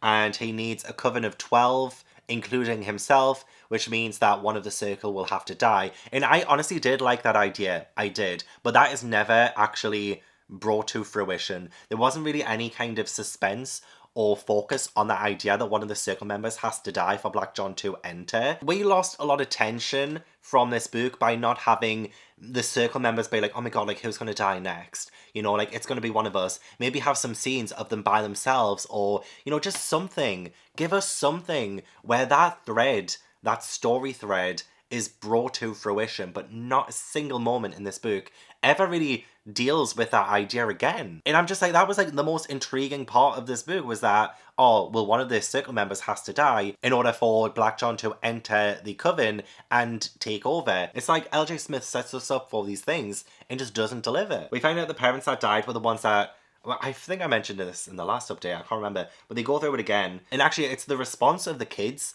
of the parents, that kind of like really makes me uncomfortable a little bit as well. I'm just like, if you want to be more unlikable, you've done your purpose well. They say that the parents that went to see Black John and confront him and died, they were the ones that had the guts and the strength to do it. Like, they were the most powerful ones. And they're saying the ones that are alive are the cowards who stayed at home. And then we have this whole section of the kids talking about their parents in such a negative light because they survived.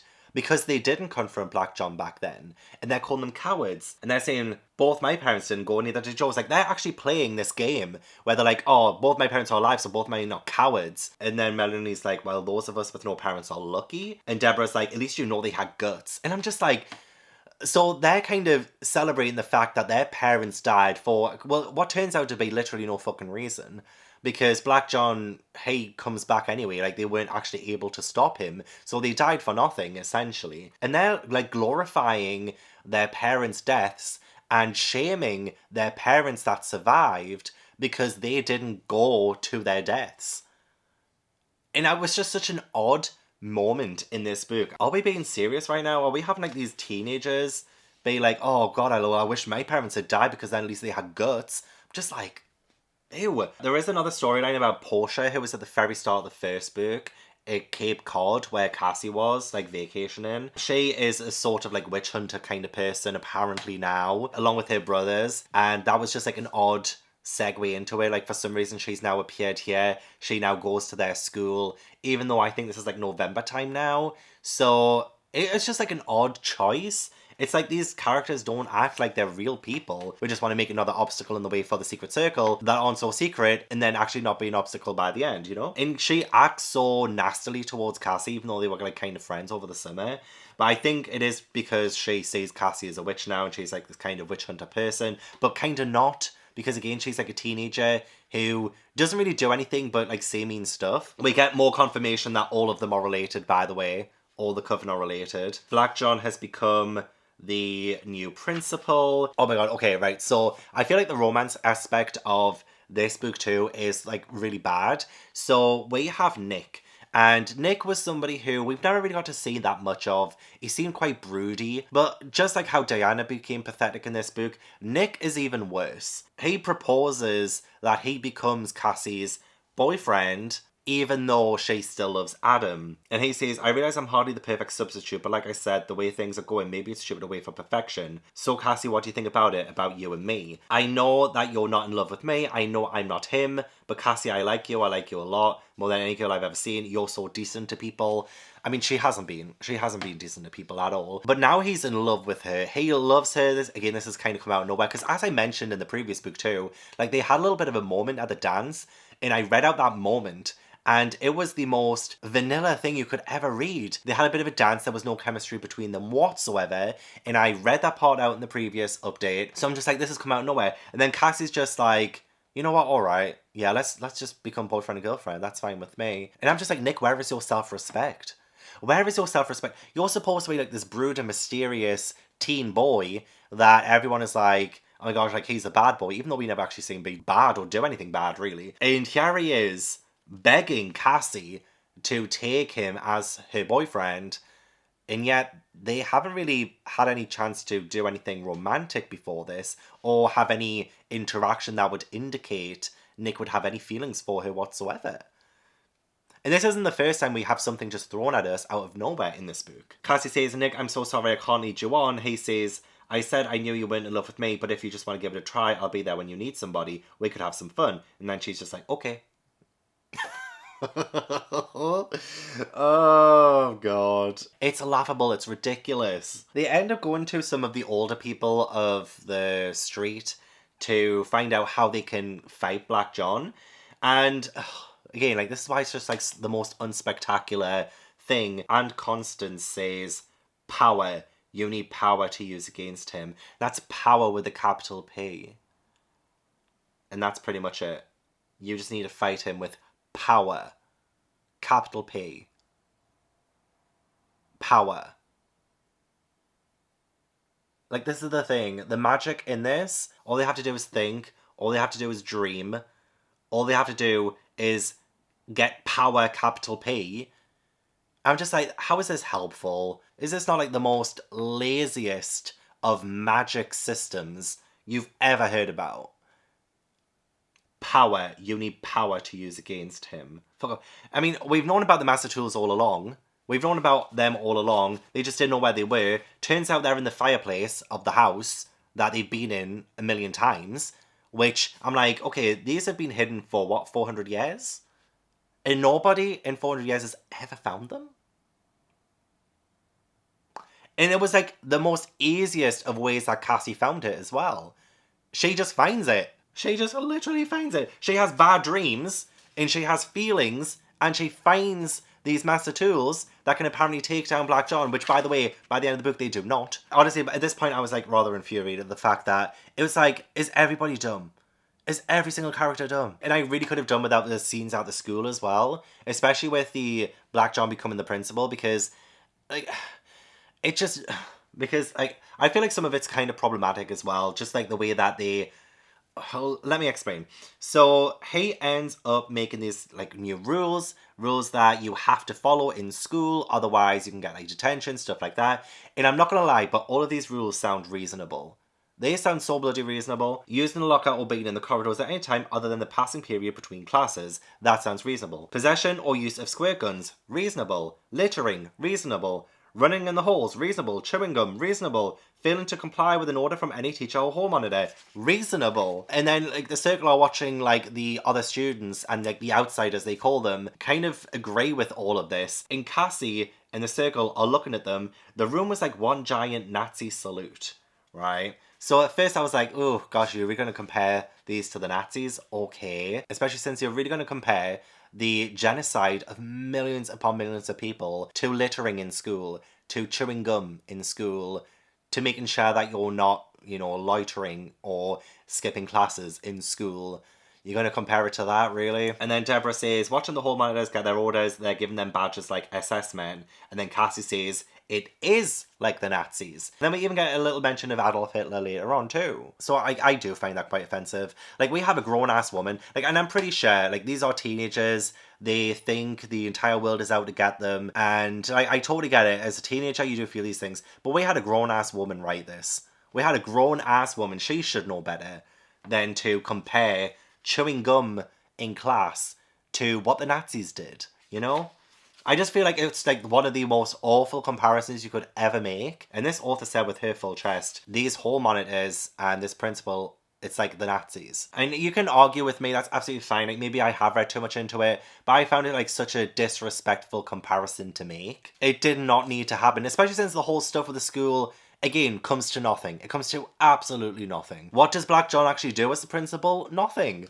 Like, nothing actually even really changes. It doesn't add anything to the plot. We have Faye kind of siding with Black John and trying to get like Cassi and everyone to also join. And we do find out that Black John is Cassie's father, which I've already said because I remember that from the TV show. But again, I even thought that was kind of obvious with the way that they were hinting at Cassi and the vagueness of her parentage. Like, going back to finding the Master Tools then, they say the Master Tools, the members of the First Coven, had hidden them from Black John. So the First Coven hid them, and that was back in the 1600s. And then we have on the next page, the fireplace had been a different shape than it was in modern days. Diana, wake up, I know where the Master Tools are. So the left side of the hearth where bricks had been added since the time of her dream. So she saw that there was like an expansion to this fireplace in a dream, which I told about afterwards, by the way. She knows where the Master Tools are, and then we find out how she knew. But yet, still, like, it was a dream. It was a dream, and it was like because the fireplace expanded. And you're telling me that in 400 years, nobody checked the fireplace?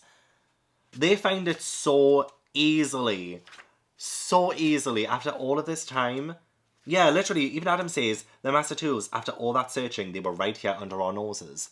You're telling me nobody in 400 years? Oh my god. There was like this really random chapter where Cassi gets kidnapped by Portia and her brothers, I think they are.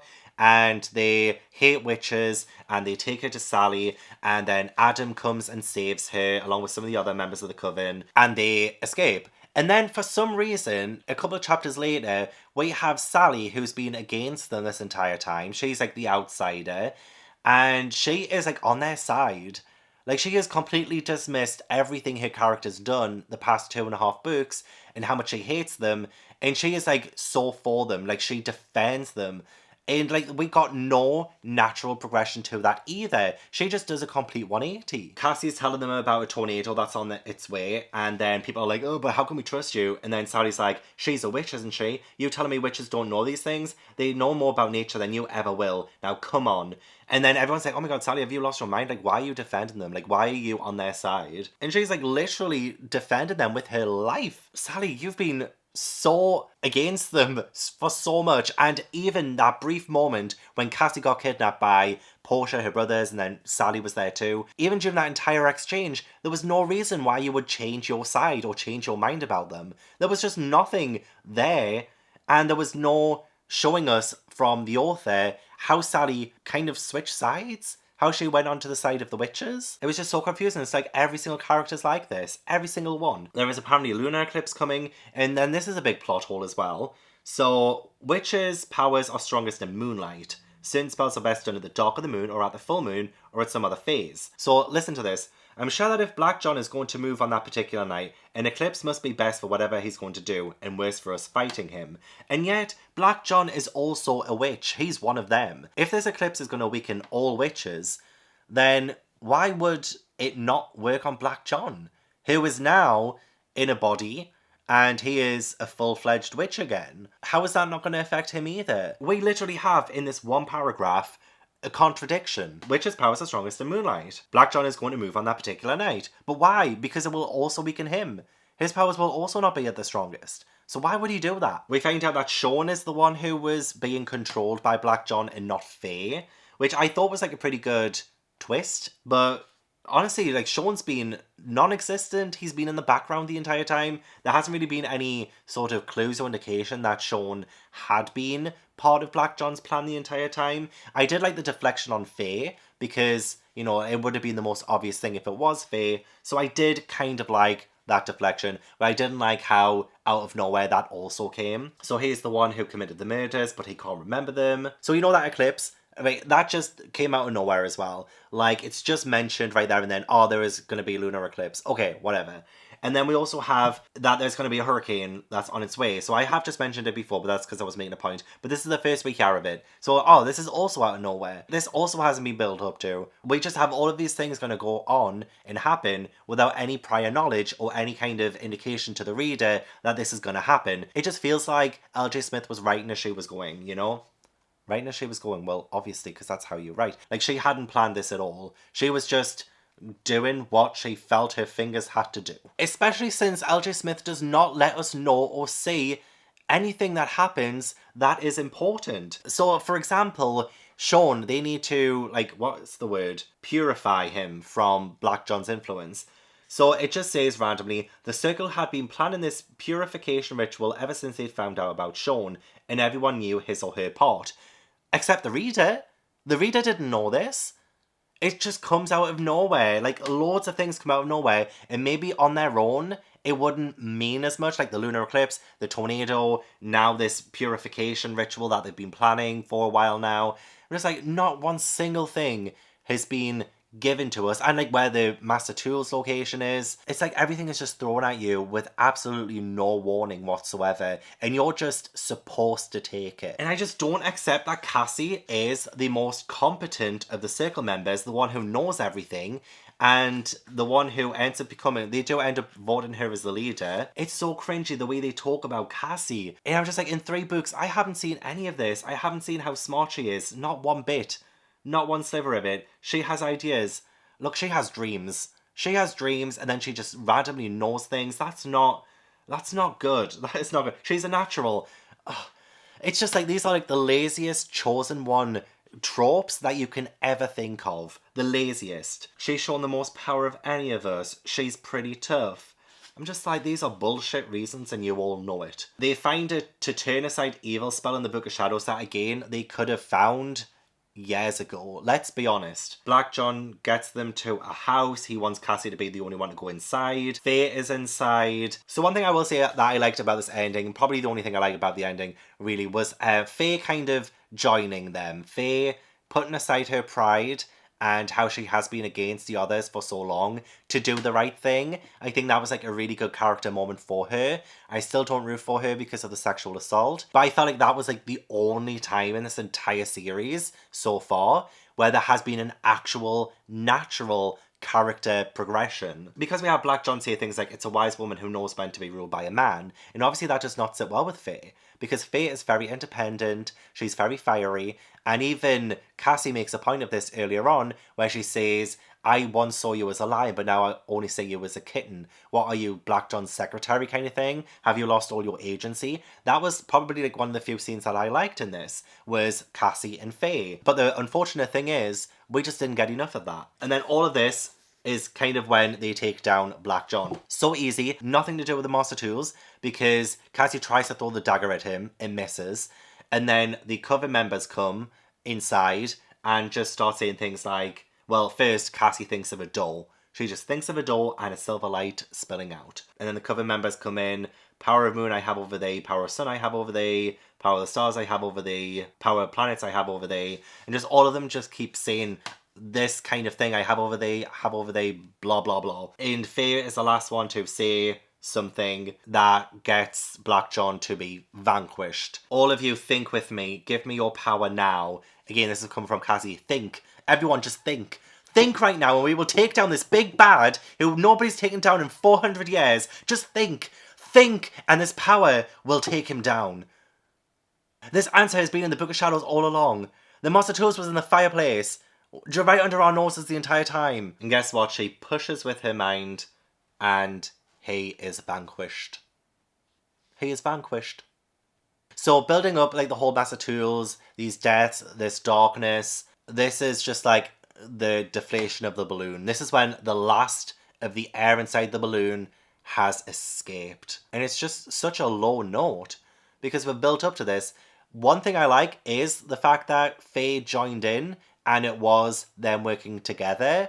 But it was the most unspectacular, which is the word of the vlog, by the way. It was the most unimaginative way to take him down.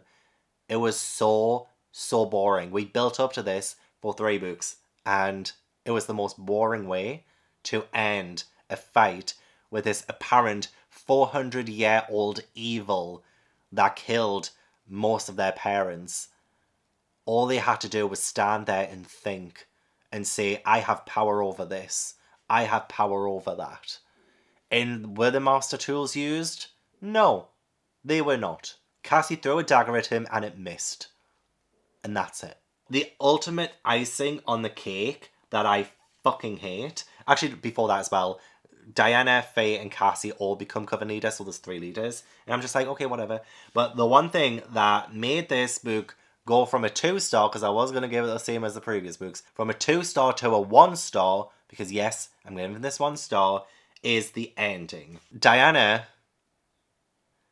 becomes even more of a pathetic character. She made Cassi bury something without her looking, and it turns out that what she buried was the Chalcedony, or however you say it, rose, that Adam gave her in the very first meeting, and Adam gave it back to Dainya, and Dainya has now given it to Cassi. And then Melanie says, it was when Adam was telling us about how he met you, he described a connection, what you call a silver cord. Well, this silver cord is something real, something in the old legends. The people it connects are soulmates.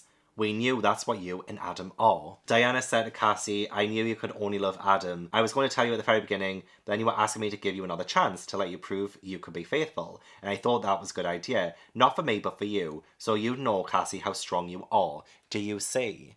So like this whole thing, ever since Dainya found out about Adam and Cassi, is that I'm going to test you, Cassi, to see if you actually are soulmates with him, if you actually love him. So it was all a test.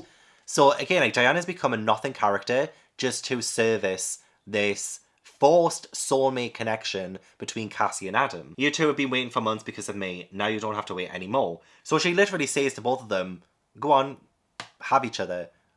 Adam, we're no longer together. After all these years, after being together since we were children, none of that matters now because you and Cassi are soulmates. There's nothing anybody can do about it, Melanie put in. You and Adam are linked and that's it. Dainya says to Adam, I'll always love you too. You'll always be special to me, Adam, but it's Cassi you're in love with. And Adam whispers yes. Like, there is just no agency. There is no personality. There is no natural anything with this union.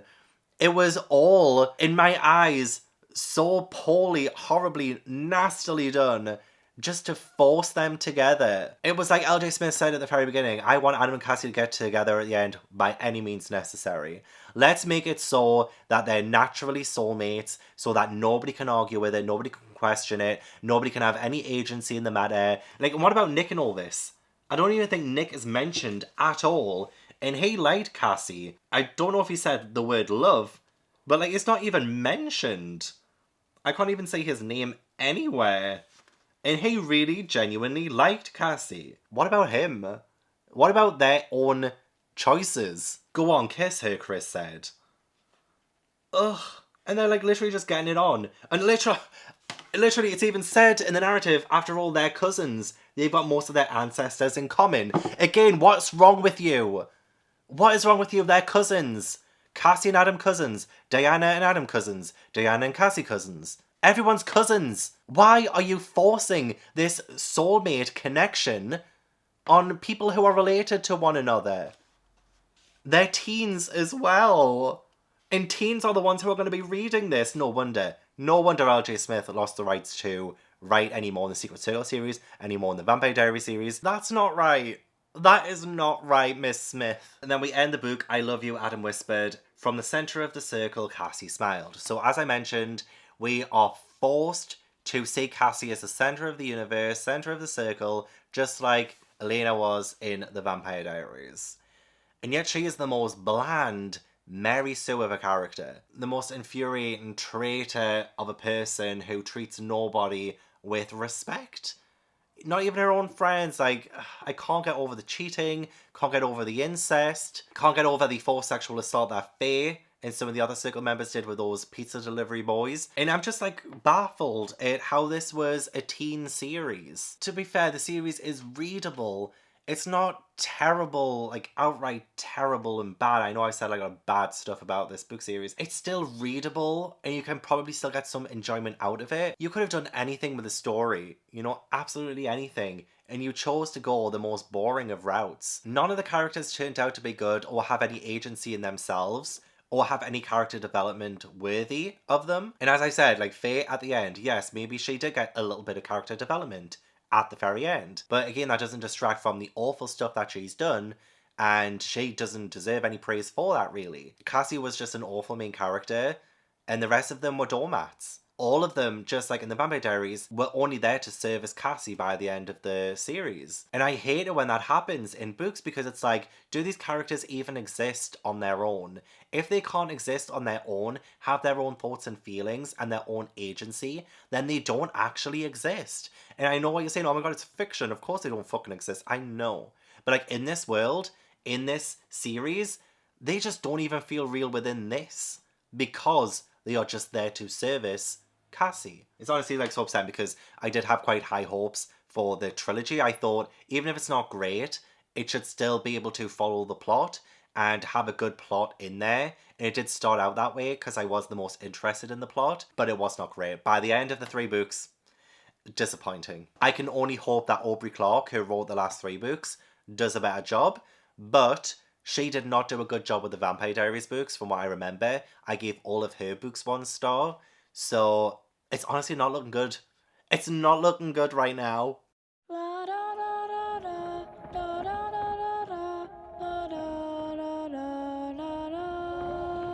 It's been around 2 weeks since I last read The Secret Circle, but I have just finished book 4, so well, I finished it last night and I'm ready to talk about it. Everyone turn to page 1. I think this one was written in 2011 when the TV show was made and released in 2012, so this was published like 20 years after the original books came out. And it does have Aubrey Clark as the writer, not L.J. Smith. I feel like I could really tell that it wasn't written by the same person because I feel like Aubrey Clark, she does have a tendency to over describe things sometimes, and L.J. Smith was a little bit more direct, I think, with any and all descriptions that she had. And I also feel like the characters weren't 100% acting like their characters. Characters I feel like got a little bit worse, especially Cassi. So I guess one thing that Aubrey Clark did nail was how annoying Cassi is. I feel like a lot of the progress that we made, like, even with Cassi, like I wasn't a big fan of Cassi in the original trilogy, but I still felt like even she had a little bit of positive change by the end of the 3 books in a way.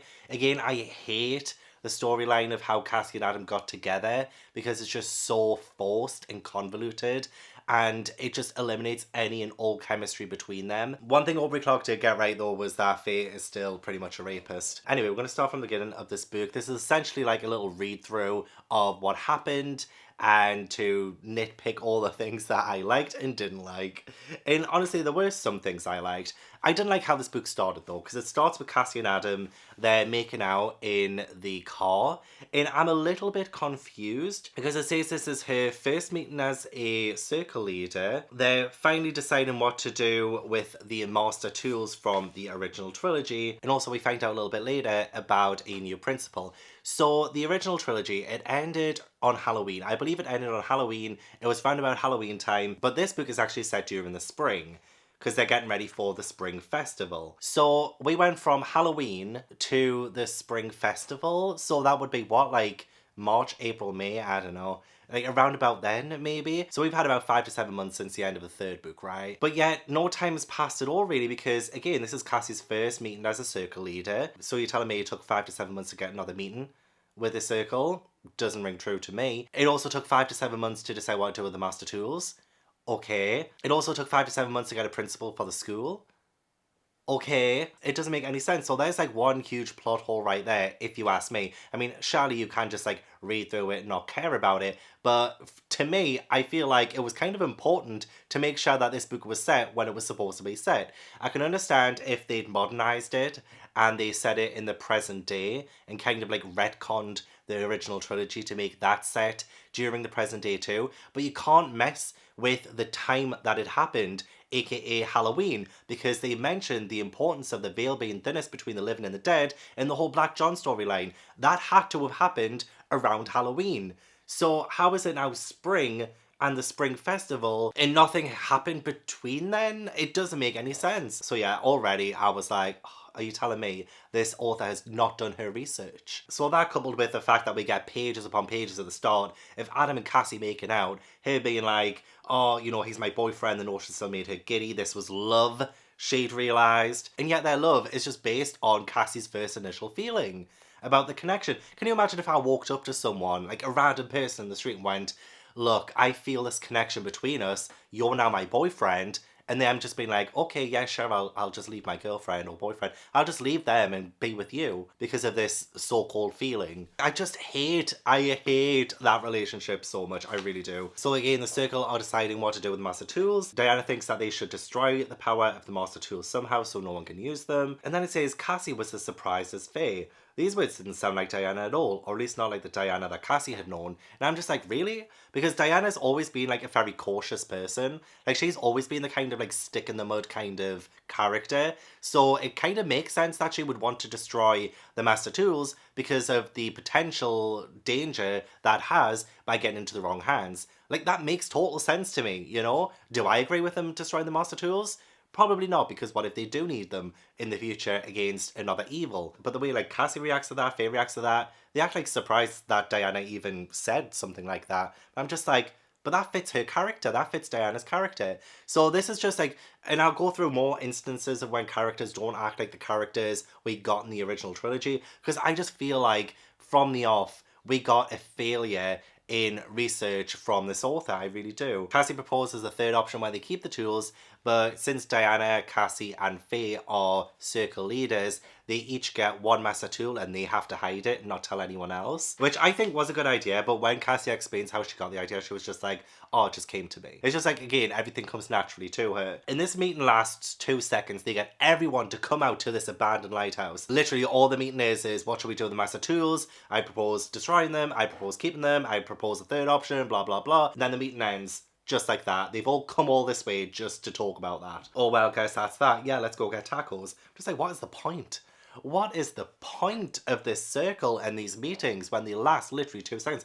I wouldn't do it. If I was part of the circle and they messaged me being like, you're gonna have to trek 3 miles to this lighthouse so that we can have a conversation for literally 3 minutes and then go home, you come in, I'll be like, no, I'm not. Because that's a waste of my time. Just bloody message me the results of whatever pompous thing you're talking about. And with Faye as well, I don't like her because she is a rapist. And she does get worse in this book too about that. She isn't even witty. Like, she is supposed to be the one who resists Cassi and she gives these witty comebacks, but they're not witty at all. Literally, all she does is say, don't be too proud of yourself, you may have won the battle, but, well, you know. I'm just like, what about the Master Tools, about them keeping the Master Tools? But Faye, like, you didn't want to destroy the Master Tools, and Cassie's option meant that nobody destroys the Master Tools, so what is your problem? Seriously, the thing is with Faye is that she keeps getting these one-liners, or like these moments where she is a bit antagonistic without any explanation or reason. Faye couldn't be reasoned with, and that was what made her dangerous, and yet the previous book she was reasoned with,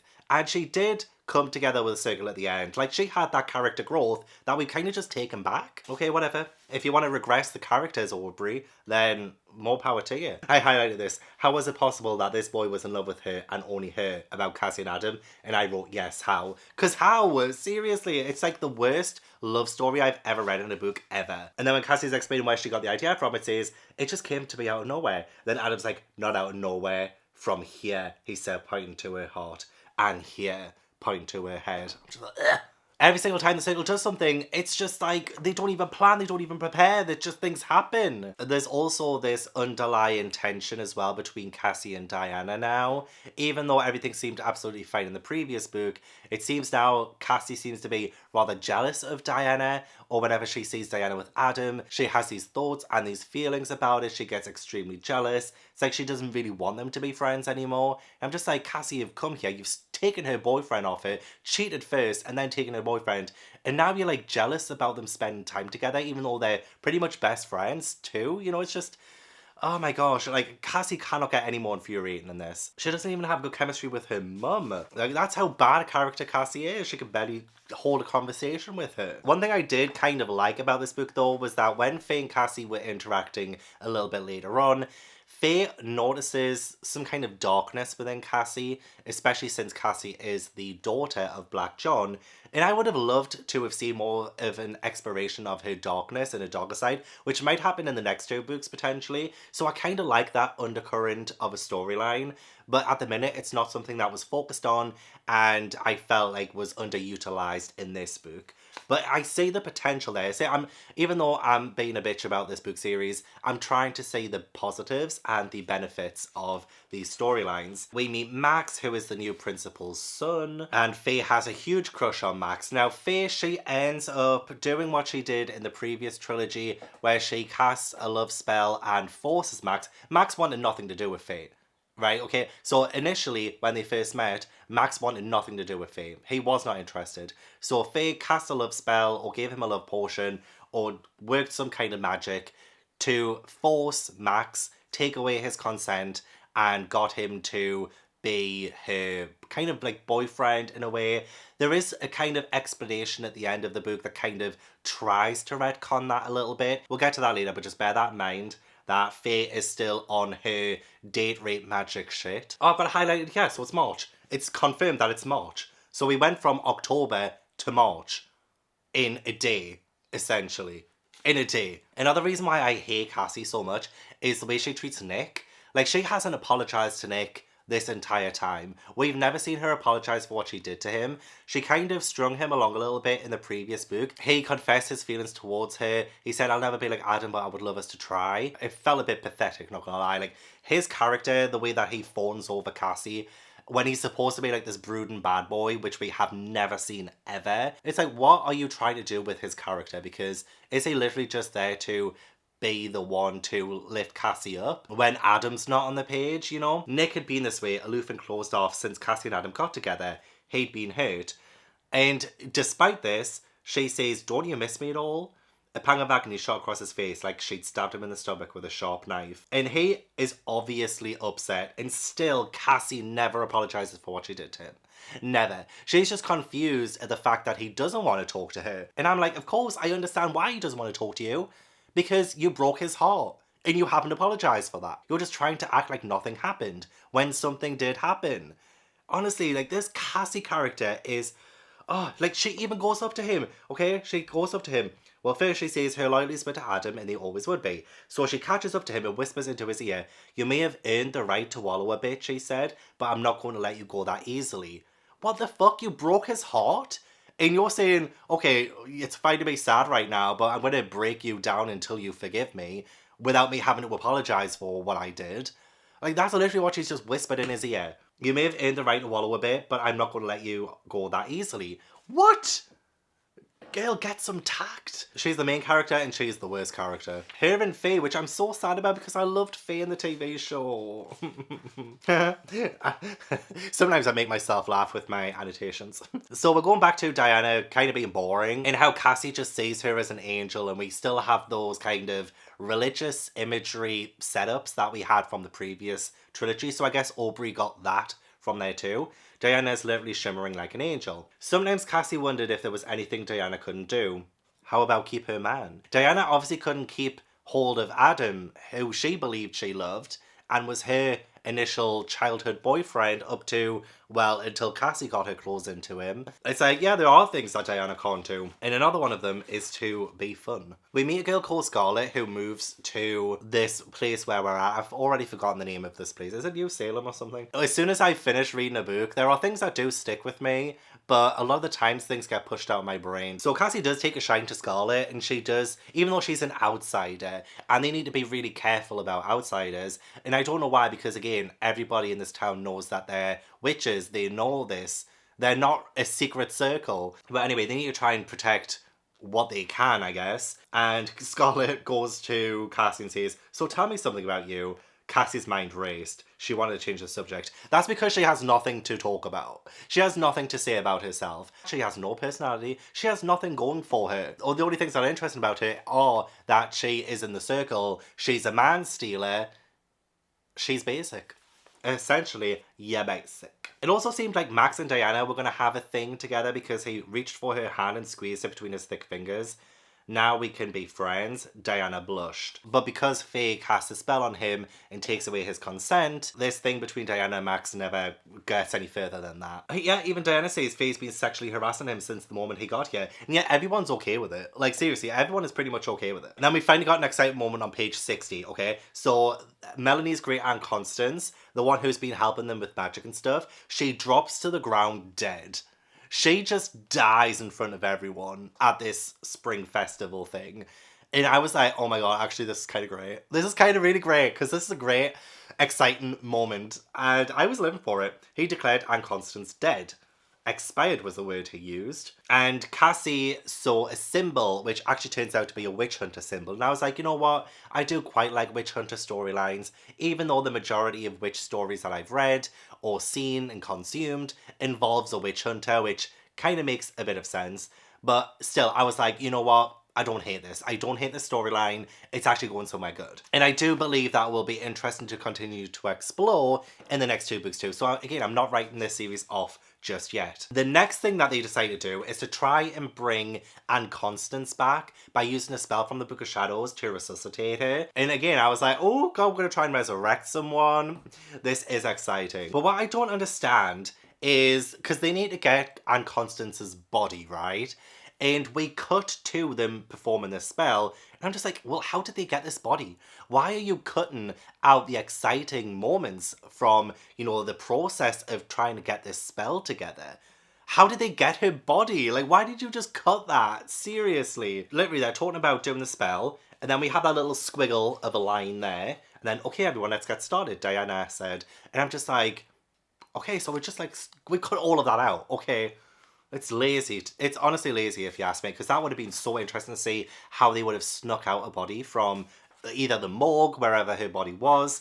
I just feel like it would have been good. I will say, I do kind of like some of the spells. So the spell that they try to bring Aunt Constance back with is, this is the spell that we intone, flesh to flesh and bone to bone, sinew to sinew and vein to vein, Constance shall be whole again. But what I want to point out to you guys is that this author later on steals a spell from Charmed.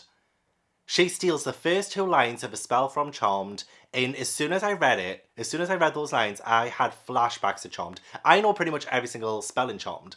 I used to be that obsessed. I would watch every single episode multiple times. I would try and make my own Book of Shadows and, you know, really, really work on that. So you know what? I don't know if actually the spell is in the Book of Shadows, but let's have a look. Okay, the spell in the Secret Circle, the first two lines I think are stolen from Charmed.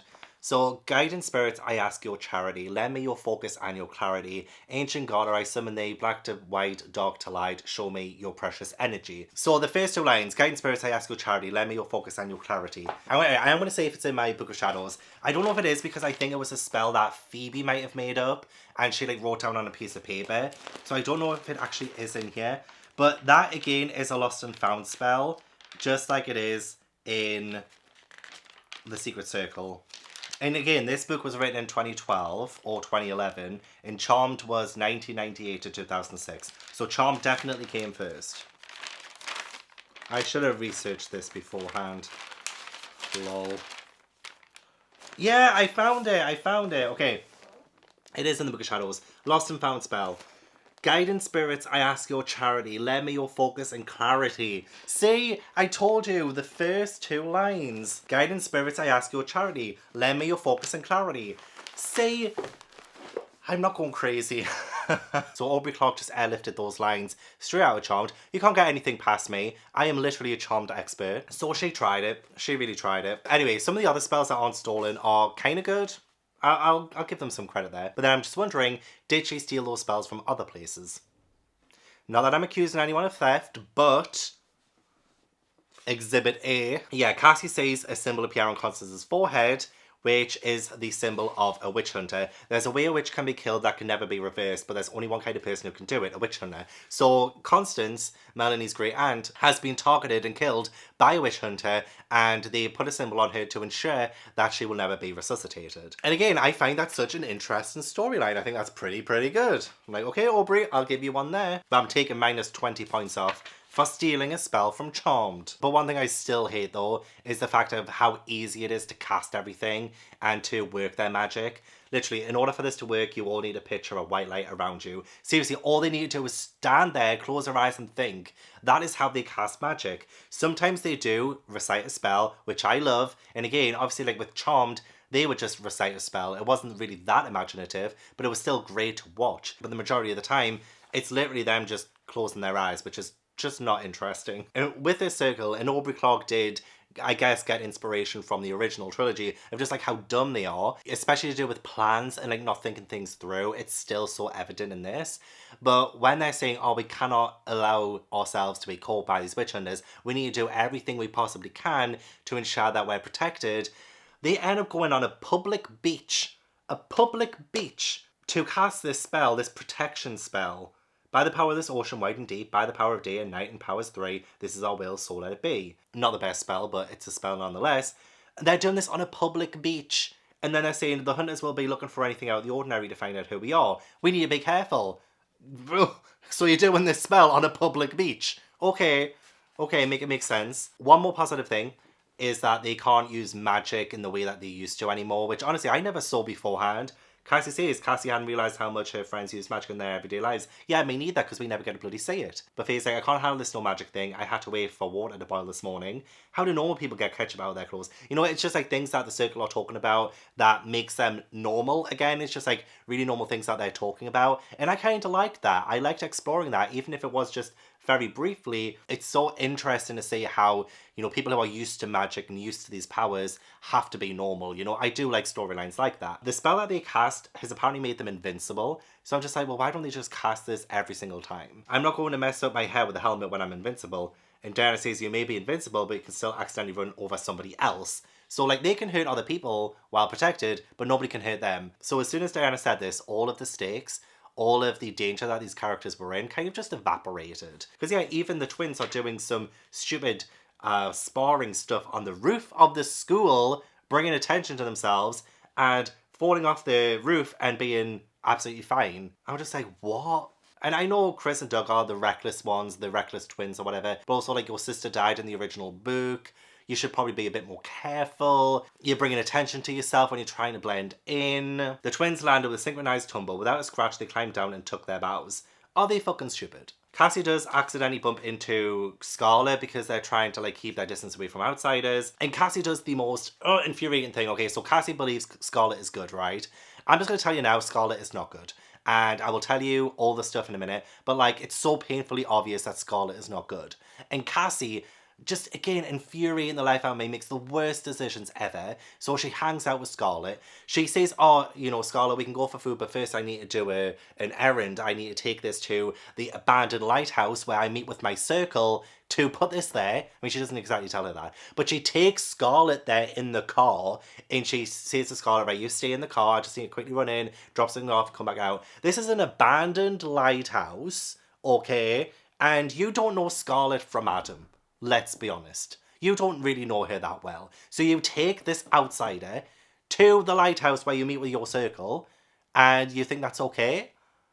Honestly, she infuriates the life out of me. The circle would not approve of Cassi bringing Scarlet along, but she was careful, was she? Scarlet didn't ask any questions, even when Cassi insisted she stay in the car while she ran into the abandoned lighthouse with a paper sack under her arm.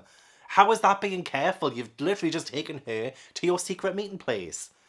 Oh my gosh, she's just... I hope she dies by the end of the series. Her and Elena, like, how? How is it the Vampire Diaries, originally written by L.J. Smith, and The Secret Circle, originally written by L.J. Smith, produce the worst main characters I've ever read in my life. Both of them. It's like purposeful at this point. It's a fuck you to me. And then when Cassi and the Circle go back to the lighthouse, it's burned down. And who do you think did it? Well, of course it would have been Scarlet. But yet, Cassie's still like, oh, but she's so good, she's lovely. Like, I have this feeling about her. Honestly. So a couple of the Circle members get mocked by the Hunters.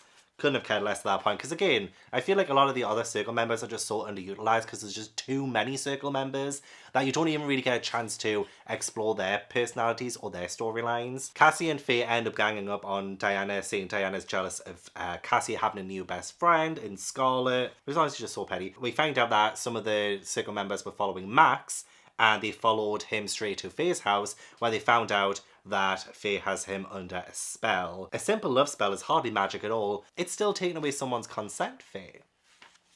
It's still taking away someone's consent. Especially since she talks about seeing him naked and things. Like, if somebody did that to me, I would feel so violated. Literally one of the worst things you can do in this world is taking away someone else's consent when it comes to things like that. It infuriates me so much because I disagree with it so much. We've had such awful stuff happen in this teen series that it isn't even to do with the magic or the fantasy side of it. We've had cheating. We've had use and love spells to sleep with boys. It's just amounting to this feeling towards these characters that makes it so irredeemable that it's so hard to find any enjoyment in this anymore. I was going to give this 1.5 star, but I think I'm now going to give it 1 star because I feel like even with some of the more interesting elements of the story, the characters are just doing way too much awful things.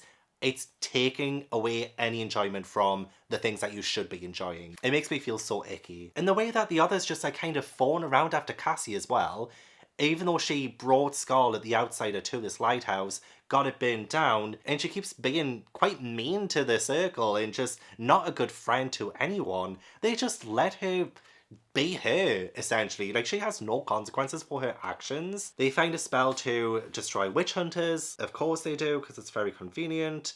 Cassie's car ends up getting taken over, and she ends up in a car crash where her car is totaled and she goes through the windshield, but she's okay because again, she's invincible now because of the protection spell. So again, you have no worry about these characters because they're going to be absolutely fine. They are invincible now. And then Scarlet appears out of nowhere and she's like, oh my god, Cassi, are you okay? Even though like Cassie's like in the middle of nowhere right now. She's like in the middle of the woods or something.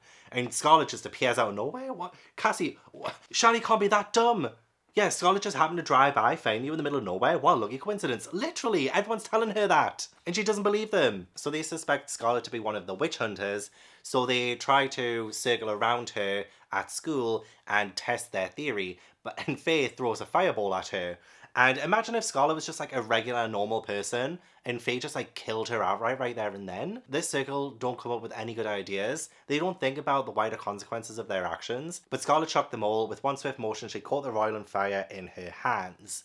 So it turns out that Scarlet is a witch. Not just any witch. Scarlet smells shyly. I'm your half-sister, she says to Cassi. So apparently she is another daughter of Black John. We have the same father, she said, Black John. And I was like, really? Are you sure it's not Nick Cannon?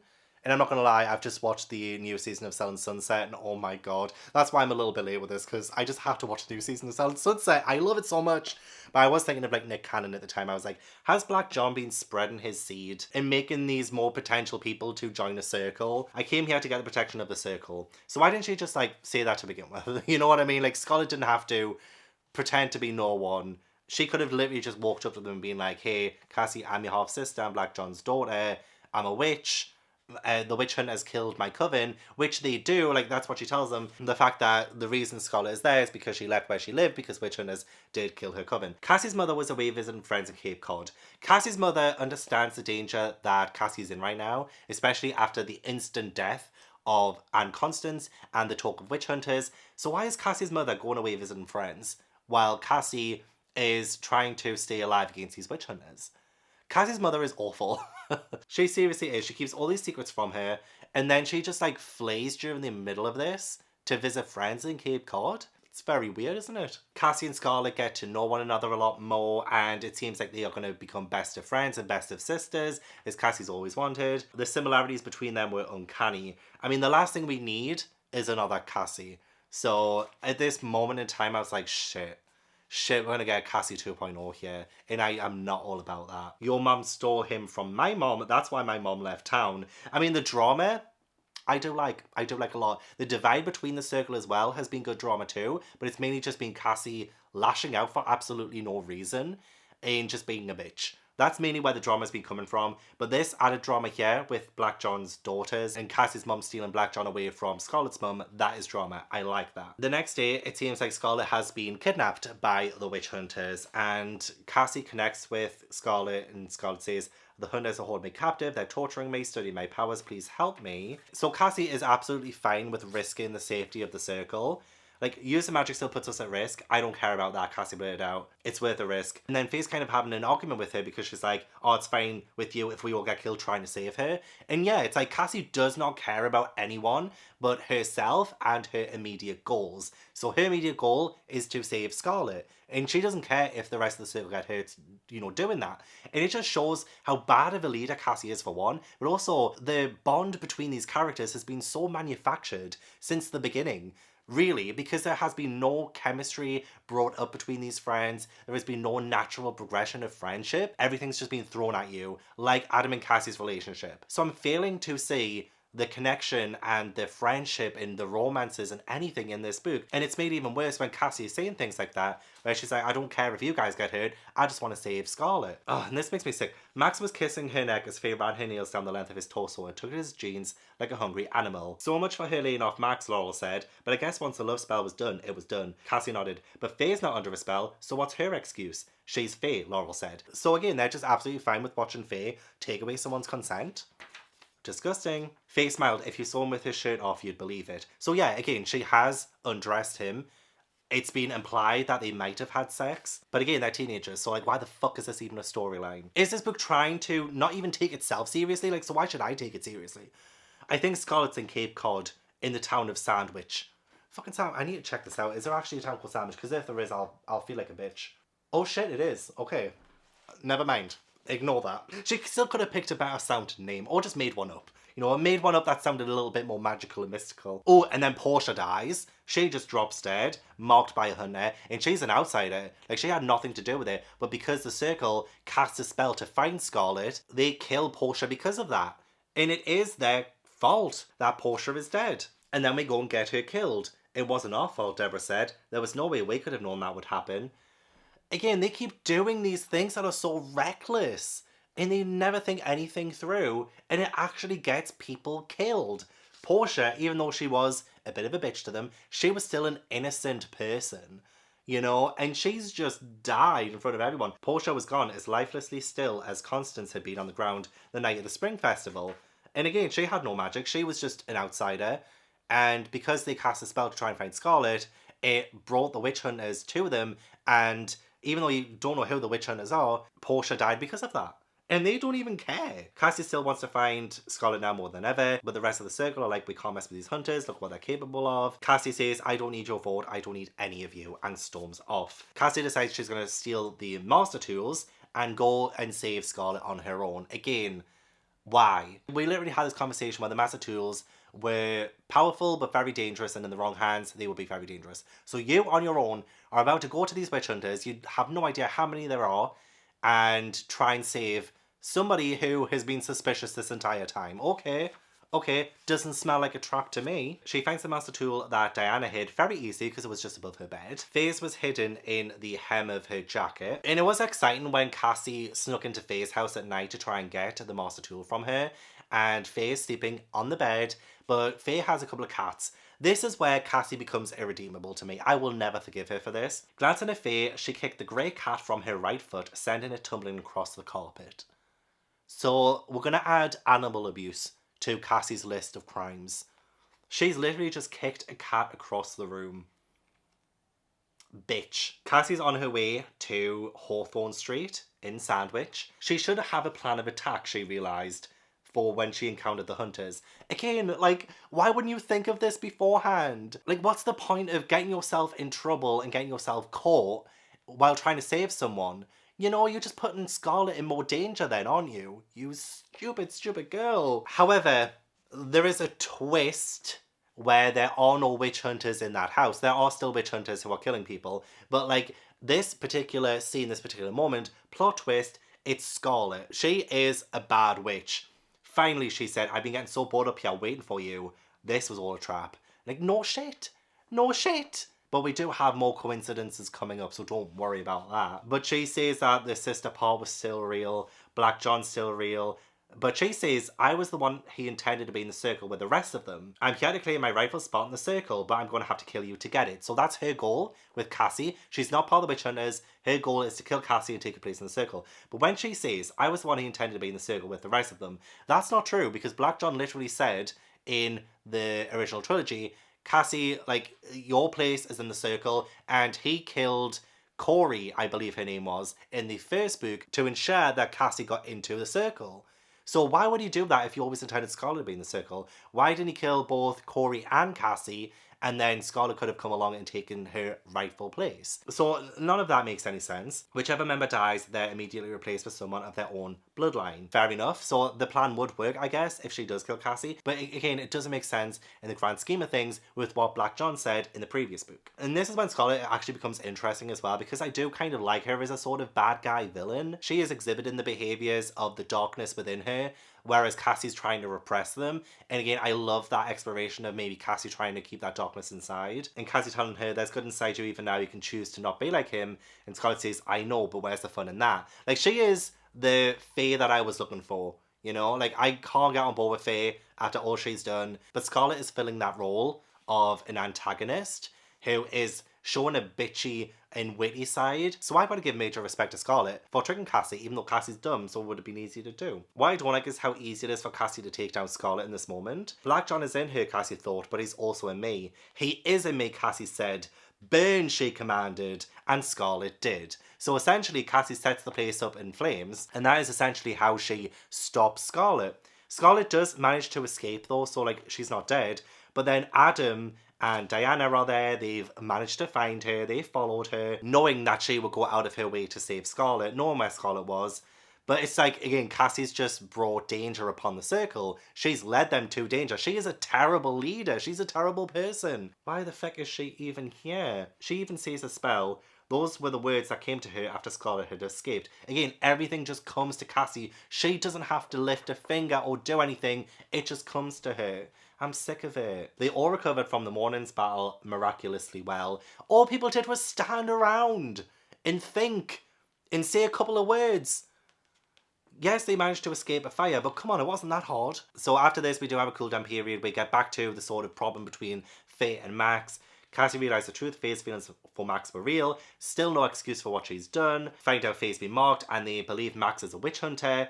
And she says, I thought he really liked me. Come the fuck on. You put him under a love spell. She says, I didn't want to tell you all this, but I undid the love spell a while ago to see if his feelings were... She couldn't even see it. They theorise that he might have been resistant to her magic the whole time, but was playing along to get close to us.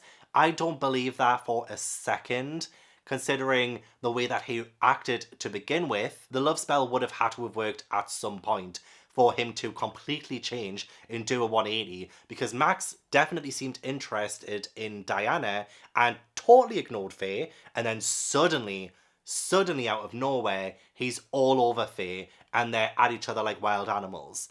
Like, that doesn't make sense. So the love spell had to have worked at some point, and even if Max is a witch hunter, which obviously he's a bad guy, still no excuse for taking away his consent and doing what Faye did to him. But just judging from his behaviour, the love spell had to have worked at some point. Even if Faye did undo it to see if he really had feelings for her, she still did it in the first place. She still had the intent to take away his consent and do what she's been doing this entire time by date raping guys by using magic against them in order for them to fall in love with her or to sleep with her. So again, we have the author here probably trying to retcon the idea of the love spell this entire time, but I don't buy it. I don't buy it for a second.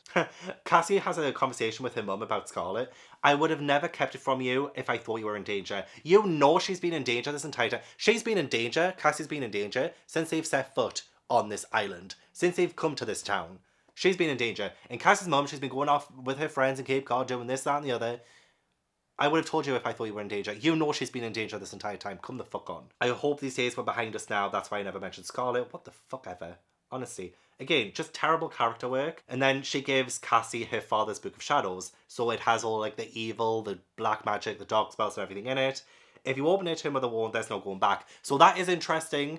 I will say that is interesting and a good way to end this book, but it's still a 1 star for me because I can't get over how awful the characters are. Story-wise, it's probably the most interesting story we've had. So the whole witch hunter thing, the whole half-sister being on the dark side thing, Cassi potentially becoming bad, which would make her finally interesting. That is all fine and well and all good and well. I still can't get over the characters. They're dragging this down for me. We have 2 books left. I am seriously intrigued by the story, so I am looking forward to reading these. Even though I'm giving these like 1 star, 1 star, 1 star, I'm still interested. I'm still intrigued. And surely, these ones are better than this one.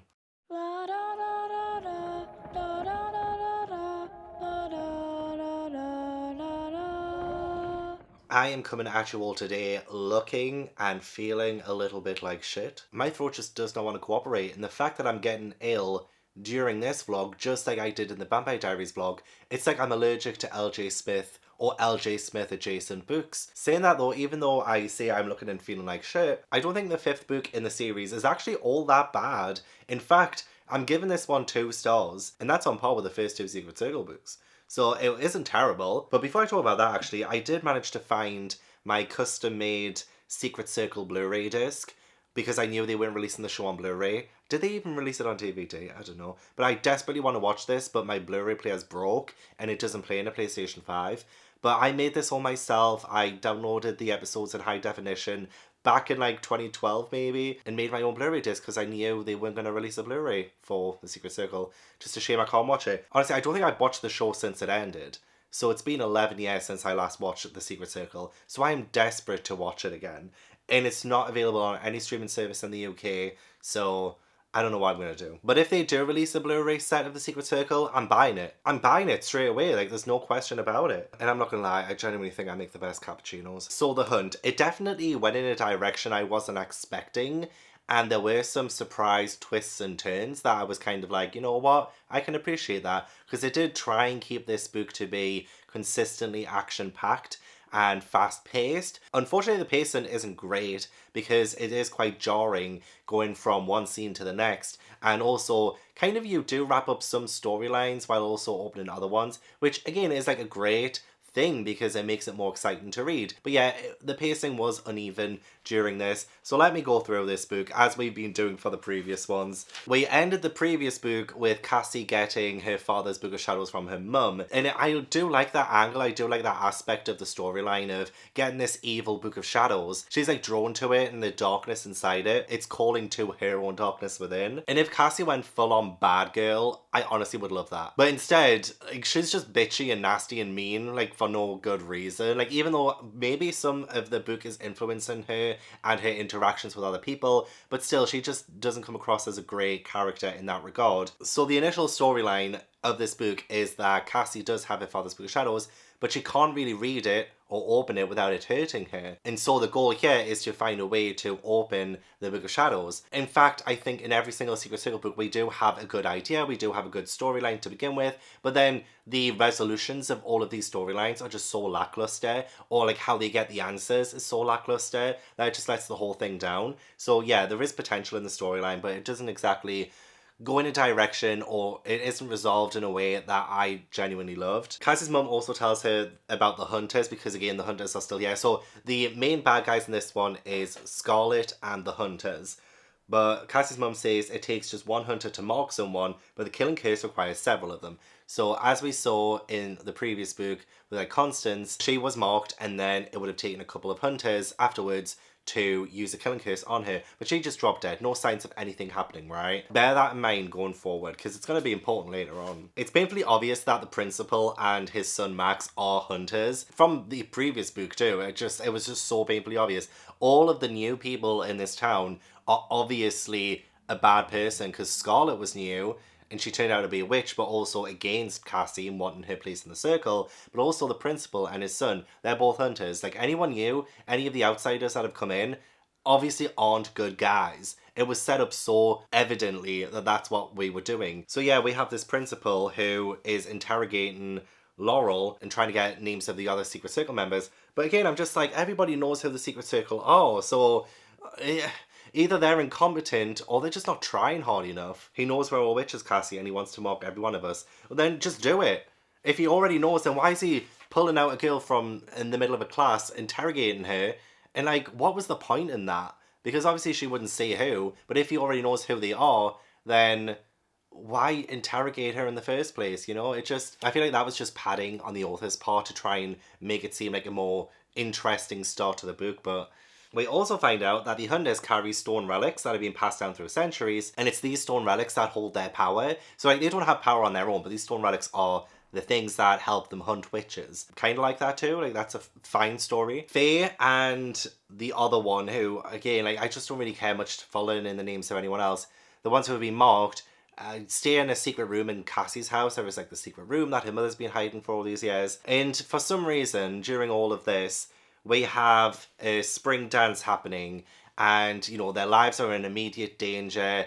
And if they go out in public, there's the chance that they will be marked for death. And we see what happens when they do get marked for death and then they die just out of nowhere.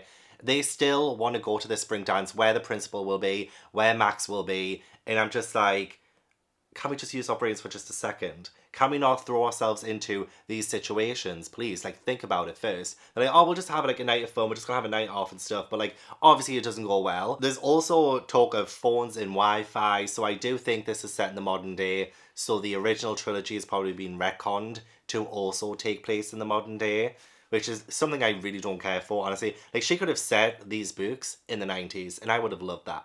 I would have loved to have a little bit of a nostalgia trip with a 90s setting, you know, and like really played into it. But instead we decided that all of it will take place in the modern day. I can't remember if I mentioned in the previous book review. See, I should have been editing this vlog as I was going, just to remind myself of what I've already said. But Cassi did say that she saw a chord between Adam and Scarlet. And that was the same one that she saw between herself and Adam.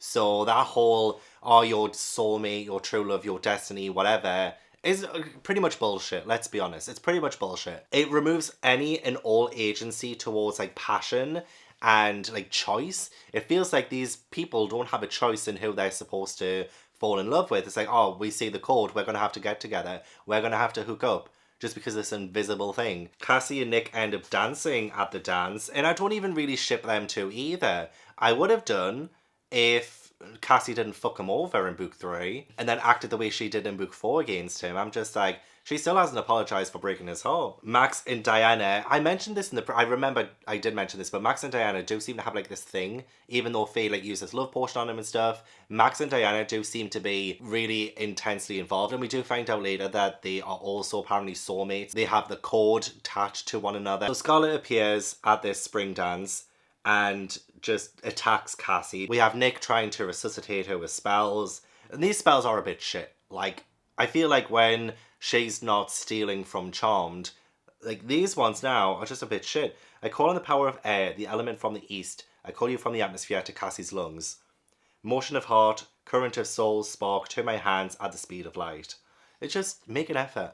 Make a bloody effort. So Nick, he is now being marked because of the spell casting. Hunters can only do that if they see you casting magic. They mark you and then they have to all come together to do the death curse or whatever. It's so convoluted, seriously. It has ruined their whole spring dance. They wanted to get there, let their hair down and just be fun and free, which I'm sorry, but again, not the time or place. They say, what was there to say after an evening like this? What did they expect?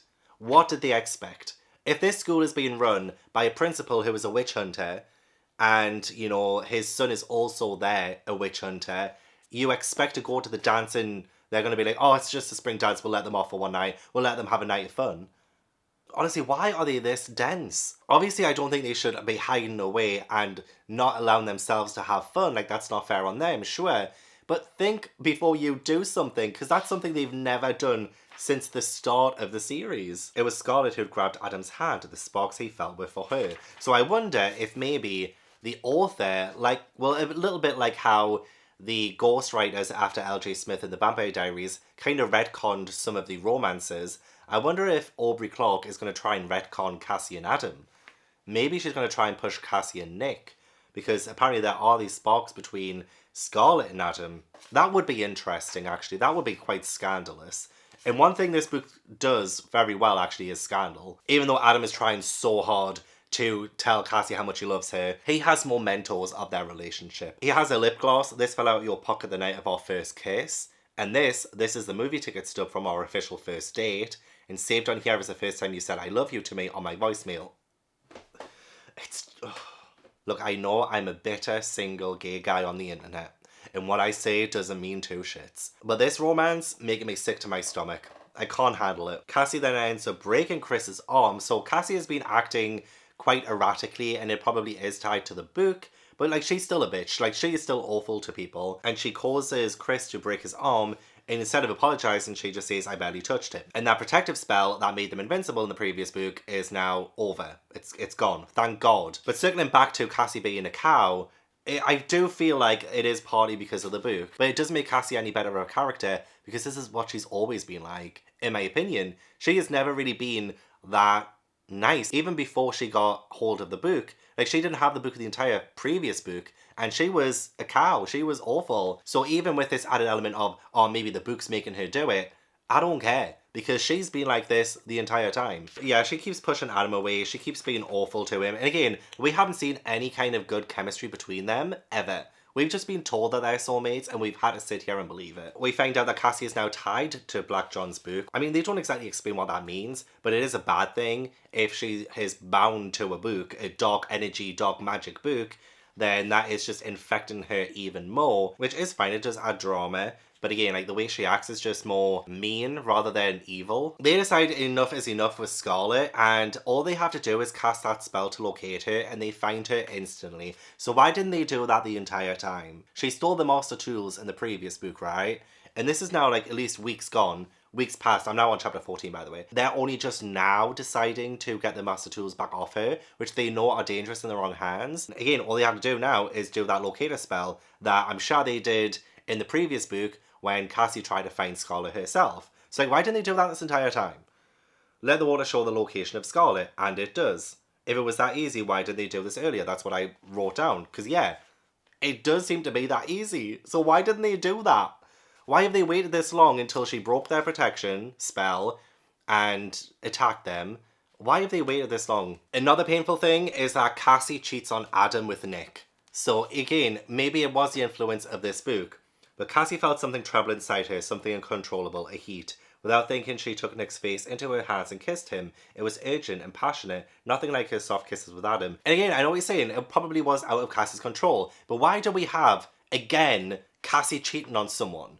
Or like, hang on, Cassi wasn't with anyone when she kissed Adam in the first book. She did that knowing that Adam was in a relationship. So they both cheated. So here we have her doing the same thing. And while she might be under control, I'm like, why is the author doing this? Why does she keep portraying Cassi as somebody who agrees with cheating? Or at least why do we keep having these cheating storylines in this teen series? It just doesn't make any sense. Like, what is the point in this? What is the point in her kissing Nick while she's in a relationship with Adam, saying how much she loves him and all of this, that and the other? I don't care that she might be under the influence of the book. Again, it's not explicitly stated that she is in this moment. It could just be stirring those feelings that she's been keeping inside for Nick, and it's just kind of allowed her to be herself, almost. But I need this cheating to stop. Adam then makes the dumbest decision. Like, he doesn't know about any of this at this point, but he makes the dumbest decision of going after Scarlet himself. By himself. Without the coven, without anyone. He takes the Book of Shadows, the Dark Book of Shadows, Black John's Book of Shadows, to Scarlet, this dangerous book to Scarlet, to negotiate to get the Master Tools back. And I'm like, you're going by yourself. You're not even the strongest person in the circle. Why are you putting yourself in danger and the Coven in danger? You saw how far that got Cassi in the previous book, right? When she got blindsided by Scarlet and it was revealed that she wasn't a good witch. Like, why are you making the same mistakes that Cassi did in the previous book? Again, these characters do not think of the people around them, the people who they should be caring about and protecting. They just do things without thinking of anything. And I mentioned it millions of times in this video already, I know, but they just keep doing it. They just keep doing it, doing it, doing it. Ugh. When Cassi goes to Dainya for help to find Adam, she sees Max and Dainya making out. And then when she asks them about it, Cassi says, Max is our enemy. He mocked Faye himself and his people killed Constance and Portia. Yeah, literally, they've killed people. Including Max. Max has mocked Faye for death. Dana nodded. I know that. I haven't forgotten all he's done to us. But the code, the connection that you and Adam have, I've seen that between me and Max. And I'm like, this fucking code. This fucking code, like, it doesn't make any sense for one. And like, two, even if you did see a code between you and someone else, you don't have to, you know, launch yourself at them and stick your tongue down their throat. Especially someone like Max, who again is a witch hunter, has most likely killed witches in the past, and is targeting your people too. And even though he says a little bit later on, like, oh, Diana would never do anything to hurt you, it's still not on. You can't always choose who you fall for. I mean, Diana, I agree, if this was a genuine feeling, but the only reason that you're going after this is because you saw the code. You saw the code and you were like, oh, well, I guess I'm going to have to get with you now, aren't I? I'm just like, no, you don't. He is against you. As much as he's saying, oh, I would never do anything to hurt you, Diana, but your family are. So if you're not actively trying to stop your family from killing them, then your words mean nothing.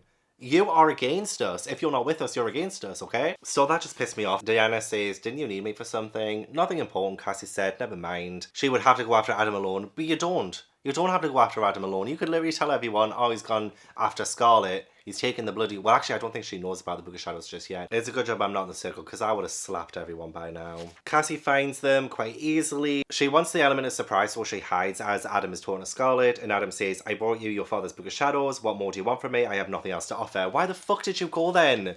Why do you think negotiating with a terrorist and giving them what they want will help the situation? If Cassi hadn't have decided to come and save you, you would have been fucked right now. You would have been so fucked. You would have given her a powerful tome to help her with dark magic, as well as she would end up keeping the master tools. Do you think she would really give them up just because you gave her the Book of Shadows? Like, she could take all of it off you and kill you if she wanted to.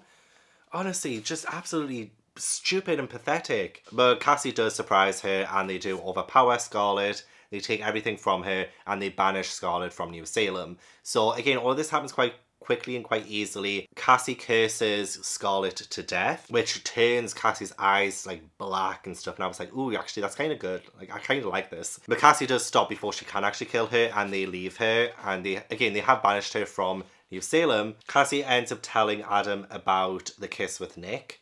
She says, Nick was a perfect gentleman. I practically forced myself on him. And Adam says, I get it. I don't want to hear anymore. Again, like, people just don't suffer the consequences of their actions. Like, Adam needs to act like a human being and be a bit more upset about this. Yeah, I mean, if the book did influence Cassi, then that's a factor in it. But still, you got to show some emotion. You got to show some kind of upset that your girlfriend kissed somebody who's been after your girlfriend this entire time. Surely. But none of these characters are acting like humans. And then, oh my god, the worst decision in the world. The worst decision, and it just came out of nowhere. Apparently Faye went after the principal. Why? Why? Again, you have no idea how many witch hunters there are. You don't even know how to take them down. Why would you go after the principal, Faye? Why? And you know what? This is the worst decision. And you know why? Because it gets one of the circle members killed. Permanently killed. And that is all because Faye thought she could go after the principal. And again, without any explanation. She just went after the principal. So they arrive at the school. Nick, Faye, Laurel, Deborah and Susan were aligned in a tight defensive circle. They appeared trapped and powerless, as if confined to a cage. And it was the principal and two others. Jedediah, which, of course, like that name, you associate that name with any kind of Salem Witch Trials media ever, you'll get Jedediah. And someone called Levira, I think. And the thing is, though, they're doing this whole killing curse thing, and they're writhing in pain and in agony over it. And I'm just like, but that's not how the killing curse has worked up to this point. Because if you remember, Constance and Portia, they just dropped dead out of nowhere. It was so sudden, and it was like a huge surprise. So why are they writhing and screaming in pain as if they have terrible migraines? Why has the method of the killing curse changed from the previous people? Is it just to add tension? Is it just to make this scene seem a lot more high stakes? I don't know. It just seems weird to me that they would change the entire premise of this killing curse. And the way that they overcome them is by repeating, hunters disperse, we reverse your curse. That's it. The entire circle had been marked. All the while, the principal is trying to kill Faye, and Susan ends up running in front of Faye and gets the brunt of the curse. And she ends up dying, saving Faye's life. And bear in mind again, remember, Faye's the one who got them all there by mindlessly going after the principal. Again, with no plan, no structure, no backup, Because she obviously would have went there just as herself, and then everyone was like, oh, come on, we have to go save Faye. This is the thing. Adam went to Scarlet by himself and put Cassi in danger. Faye went to the principal herself and put everyone in danger. And now Susan has lost her life. And you're probably thinking, who's Susan again? That's because, like, Susan never really says anything this entire time. If somebody in the circle was going to die, it would be somebody who barely says anything this entire time. The witch hunter's death symbol was glowing bright on Susan's forehead. She is literally just collateral damage. And I do love that a circle member's just died, because it does add so much excitement and tension to it. I just hate how it happened, how mindless that was, how it really was Faye's fault for not thinking, because none of the circle members think. They don't use their brains. These are the worst witches I've ever read about. They're worse than the worst witch. And I love the worst witch, honestly. Jill Murphy and her book series, The Worst Witch, amazing. Love. Mildred Hubble, the actual worst witch, is better than all of these witches put together. Faye, Cassi said, none of this is your fault. You can't be blaming yourself. But it is Faye's fault. It is. But all Faye says, it should have been me. I wish it was me in that box right now. She isn't owning up to the fact that she put everyone in danger. She's just owning up to the fact that Susan ran in front of her and took the brunt of that killing curse. Like, she's not even apologising for the fact that she got everyone there in the first place. She doesn't even consider that. None of them do. Deanna says she broke it off with Max after losing Susan. And now that they have lost Susan, actually, it does mean that the circle is incomplete and that they're in danger and that they are weak. So I actually really did like the scenes where they were trying to cast magic. And even as they were trying to cast magic with more than just one person, things weren't working very well. And they tried to levitate an apple, but it could barely move a few inches. I love that. I think that was explored really well, and one of the few things that I thought was explored really well. And they realised that they have to try and find the next person in Susan's bloodline to join. Susan's mother turns out to be Scarlet's mother. So Cassi and Scarlet have the same dad, Black John, and then Susan and Scarlet have the same mum, Laura. They say Susan and Scarlet can't be related. Susan and Scarlet were cousins. That doesn't even make sense, because that would make them half-sisters too. If it was Laura Forsyth, aka Susan's mum, then that would make them half-sisters as well, not cousins. But also, they're all related. Remember, all of them are cousins, essentially, which again makes this so gross. They're all descended from the same families that lived on the same street, because there was a whole lot of inbreeding on this street. They didn't allow any outsider kind of in. It was just all fucking in the family. You know what they say about incest? It's a game the whole family can play. And that's exactly what the Secret Circle has been doing. So now they have to initiate Scarlet into the circle so that they can get their full strength back. And again, I do love the drama that's come from that. Like, it's very messy. Very, very messy, don't get me wrong. But I live for messy drama sometimes. So Scarlet is getting her wish of joining the circle. She just doesn't have to kill Cassi for it. So now, yeah, they do the initiation for Scarlet. She's now one of them. And she can also decipher Black John's book, because she can actually read it. So that's going to be, like, helpful to them. And now they have, like, an actual plan. Like, the first time they ever have a plan, and they have the tools to exact their plan. They go after the witch hunters, and they're in the forest. Max is there. He warns Diana and tells her to run. So it does seem like maybe Max does still have feelings for Diana, and he loves her. But the entire circle's very overpowered quite quickly. But then Scarlet actually does stand up for them. She walks towards them chanting a dark spell. So she ends up... Well, she doesn't kill the hunters, they're absolutely fine, but she does use dark magic to save them, and they run from Scarlet because she's an ancient.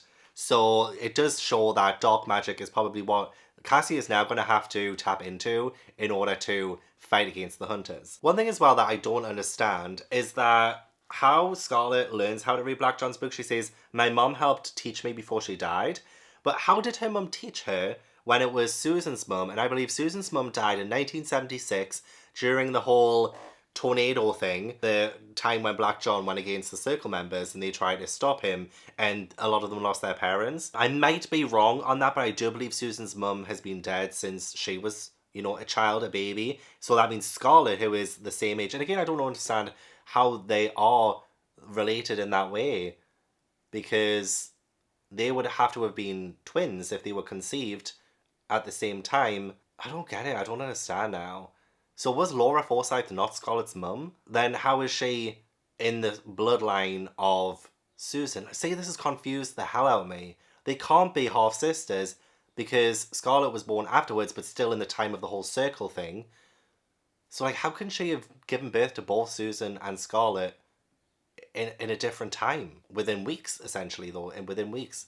Anyway, just whatever. Her mum would have died during the whole tornado thing, so how did Scarlett learn from her mum how to read Black John's book? Unless she's talking about her foster mum, who I think she had a foster mum in the previous circle who got killed by the witch hunters, and I don't understand. I don't understand now.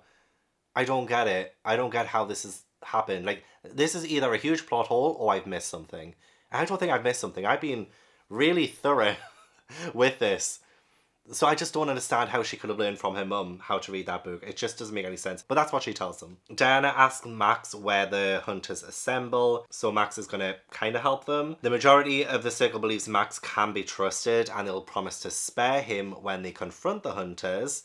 So they go to the hunters' headquarters, which are in the caves at the beach, and Scarlett finds a spell that Black John used against the hunters to stop them. And they don't know what's going to happen. They don't know what's going to happen when they cast a spell. They just know it will take the mark off them and it will stop the hunters. It'll take away the power from their stone relics and break the bond between the hunters and their marks. Max ends up like taking them there, helping them. And it's actually so easy how this happens. They literally, like, the hunters have no time to react really. They're doing their thing in this cave. The secret circle come in and they're just chanting. They cast the curse, chanting in unison before the hunters had any idea they'd even arrived. And the hunters start aging decades before their eyes, and then they die. It's like they accelerate their life and they die before them, and Max rushes in and he's like, wait, what are you doing? You're killing them.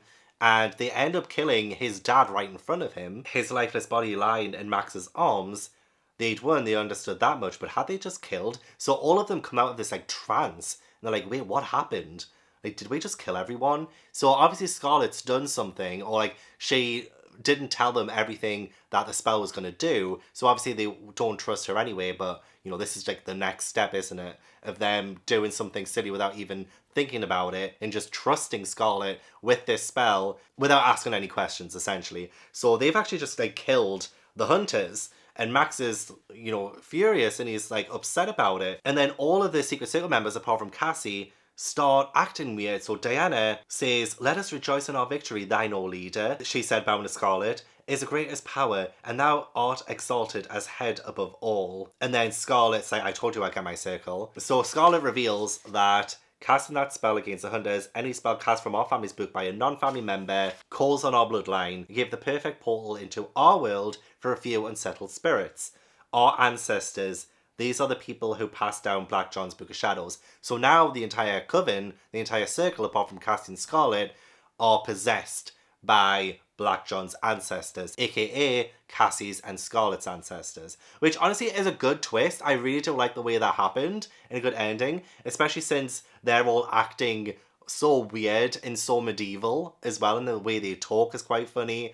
I do like that. But then Cassi casts a spell where nobody can leave that cave apart from Cassi, so she's trapped them all there, including Scarlett. So now we end the book, Cassi's on her own, and she doesn't know what she can do in order to reverse what Scarlett did, because she can't really read the book herself. So I really do like that ending, because now it's isolating Cassi away from everyone else. The circle are in danger, even though the hunters are gone now, so I guess that threat's over.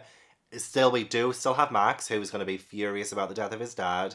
But I feel like that was a really good ending to the book. I think it was pretty well done, actually. I wasn't expecting that turn of events. So as I said, I'm giving this book 2 stars. I think it's one of the strongest Secret Circle books. I think it's on par with book 1 and 2, and I think I gave both of those 2 stars too. So the drama, the excitement, all of that was pretty good. It did have some big moments in it, but again, it was just very jarring. The pacing was a bit off, and characters still infuriate the life out of me. But I feel like it was a good direction to go in. Meaning there is potential in this last book to be the best book in the series, depending on how Aubrey Clark writes it. I don't have the best faith in her, but, you know, I shouldn't rule her out just yet.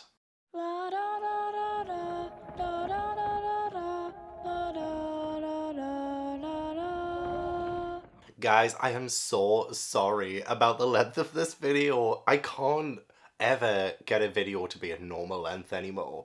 And I'm so confused because my Vampire Diaries video, 13 books, and that only came up to an hour and a half. And I'm looking at the raw footage of the first 5 book reviews, 4 hours and 16 minutes, not including this review. Oh my god, why do I talk so much? But I did finish the final Secret Circle book last night. I'm so happy that I finished it, and I'm not gonna lie, this entire experience, this entire series has not been great. However, there have been very entertaining moments, and I will remember this series for the rest of my life. Whether that's good or bad, I will leave it up to you to decide. But I'm just so happy and relieved, honestly. So yeah, the final book, let's just get straight into it because I already feel like I've rambled way too much.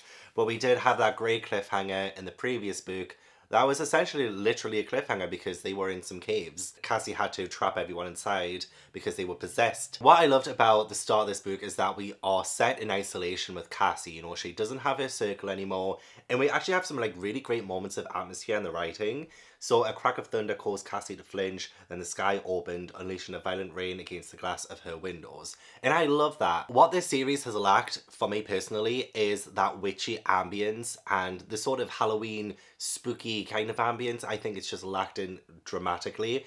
Yes, we've had them be witches, they've got books of shadows, we have witchy things, but I just feel like overall we don't have a very atmospheric series until we get little moments like this. So I like that we had that. It was very good. Great way to sort of start the book, lead into Cassi turning to her mum, who she has had a bit of a strenuous relationship since the beginning. I'm obviously going to edit out the coffin, but my voice is still not great. I swear I'm allergic to L.J. Smith adjacent books. And I'm also going to say The Little Mermaid in an hour, so I need to hurry this review up. But yeah, she's had a bit of a strenuous relationship with her mum from the very first book. And it's nice to see her be able to have to confide in her mum. Like, it's about time that we have that development between them, that understanding between them, and to have Cassi lean on her mum, even though her mum has been terrible. Let's be honest, you know, she goes to vacation in Cape Cod as her daughter is fighting for her life, you know, as you do as a parent. But she does tell Cassi about a head librarian at a research institute that specialises in the occult who can help with an exorcism. And I'm like, ding, ding, ding. These are all buzzwords that I love. Exorcism, scary. You know, it has so much potential from the off about like what we do. I didn't have faith that Aubrey Clark would pull it off, and I wasn't surprised when she didn't. But again, all these buzzwords, you know, we're having these buzzwords that I love. So I was enjoying my time. So we end up running into Timothy Dent, who doesn't like Cassie's mum. He doesn't like any of the circle who banished him from New Salem. I think they banished him, didn't they? As a result, he was stripped of his power and banished from New Salem because he had a falling out with John Blake, aka Black John. And for years, he's been studying the Black family, which does come in handy. Like, thank God he did, but also, do you not have a life? Imagine having this grudge against this family for, what, 16 years?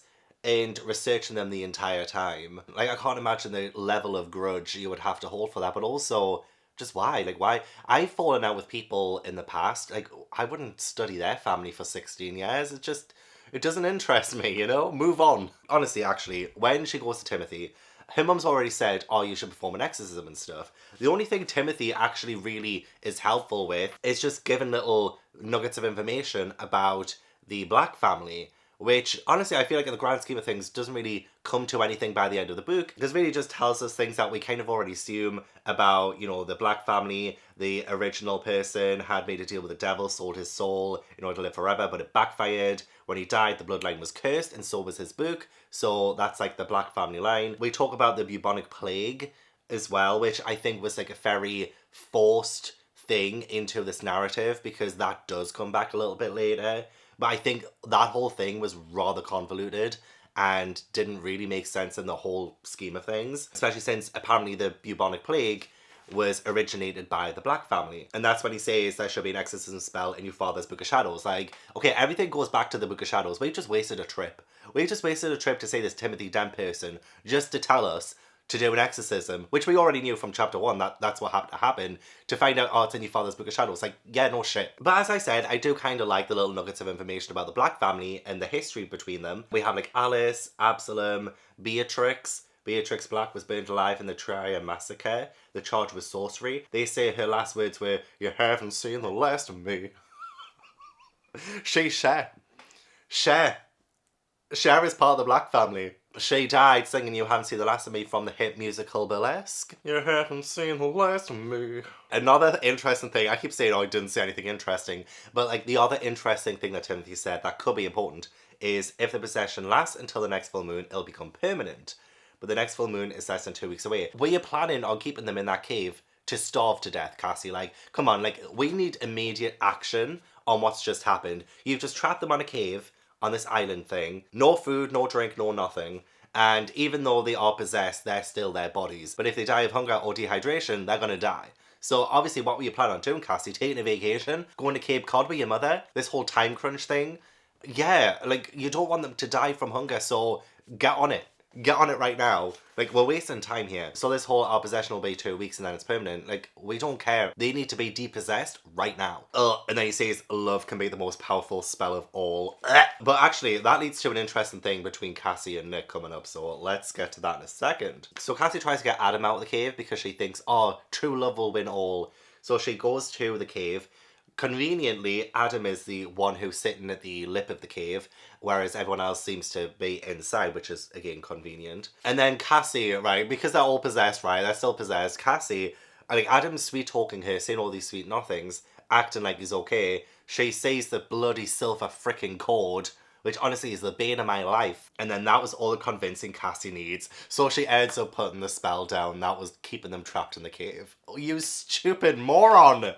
You moron. You're such a sweet girl, but so easily duped. Oh, they all are. They all are. This circle are the most silliest of circles I've ever seen in my life. I think the majority of the 4 hours that I've been talking about this book series is me calling the circle dumb. So Adam and Scarlet seem to be together. She's let them out by accident, which we knew would happen because again, they're shit. But then Nick, okay, so Nick is the one who seems to be not fully possessed, or at least he's the one who is the most powerful at keeping the possession at bay. And he says, help me please, it's taking every ounce of strength I have, but I'm fighting off whatever this thing is inside of me. And Cassi realizes that it's his love for her that is making that possession be not fully successful. Her love might not have been strong enough to save Adam, but Nick's love for her was proven to be strong enough to save himself. Why wasn't Adam's love strong enough to do that? Remember, this whole love between Adam is manufactured, okay? It's fucking manufactured. So no wonder Nick is able to come through the possession because what he feels is real. I mean, as much as it pains me because I think Nick has become such a pathetic character because he is fallen for Cassi, who just keeps pushing him and pushing him and pushing him, and then actually lets him in whenever she wants to feel that comfort from him, and then pushes him away again. It's like, I've never seen anyone who is described as a bad boy or a bad influence be so pathetic. I really haven't. So I'm glad he's not fully possessed. I don't want him to be fully possessed, but the fact that it's his love for Cassi that's doing that, while Adam is fully possessed, it's interesting, isn't it? It's very interesting. And I thought this would amount to something. I thought, oh, maybe we will end the book with Cassi and Nick because they'll realise that the code was a manufactured thing and that true love is actually a feeling and not just saying this invisible line.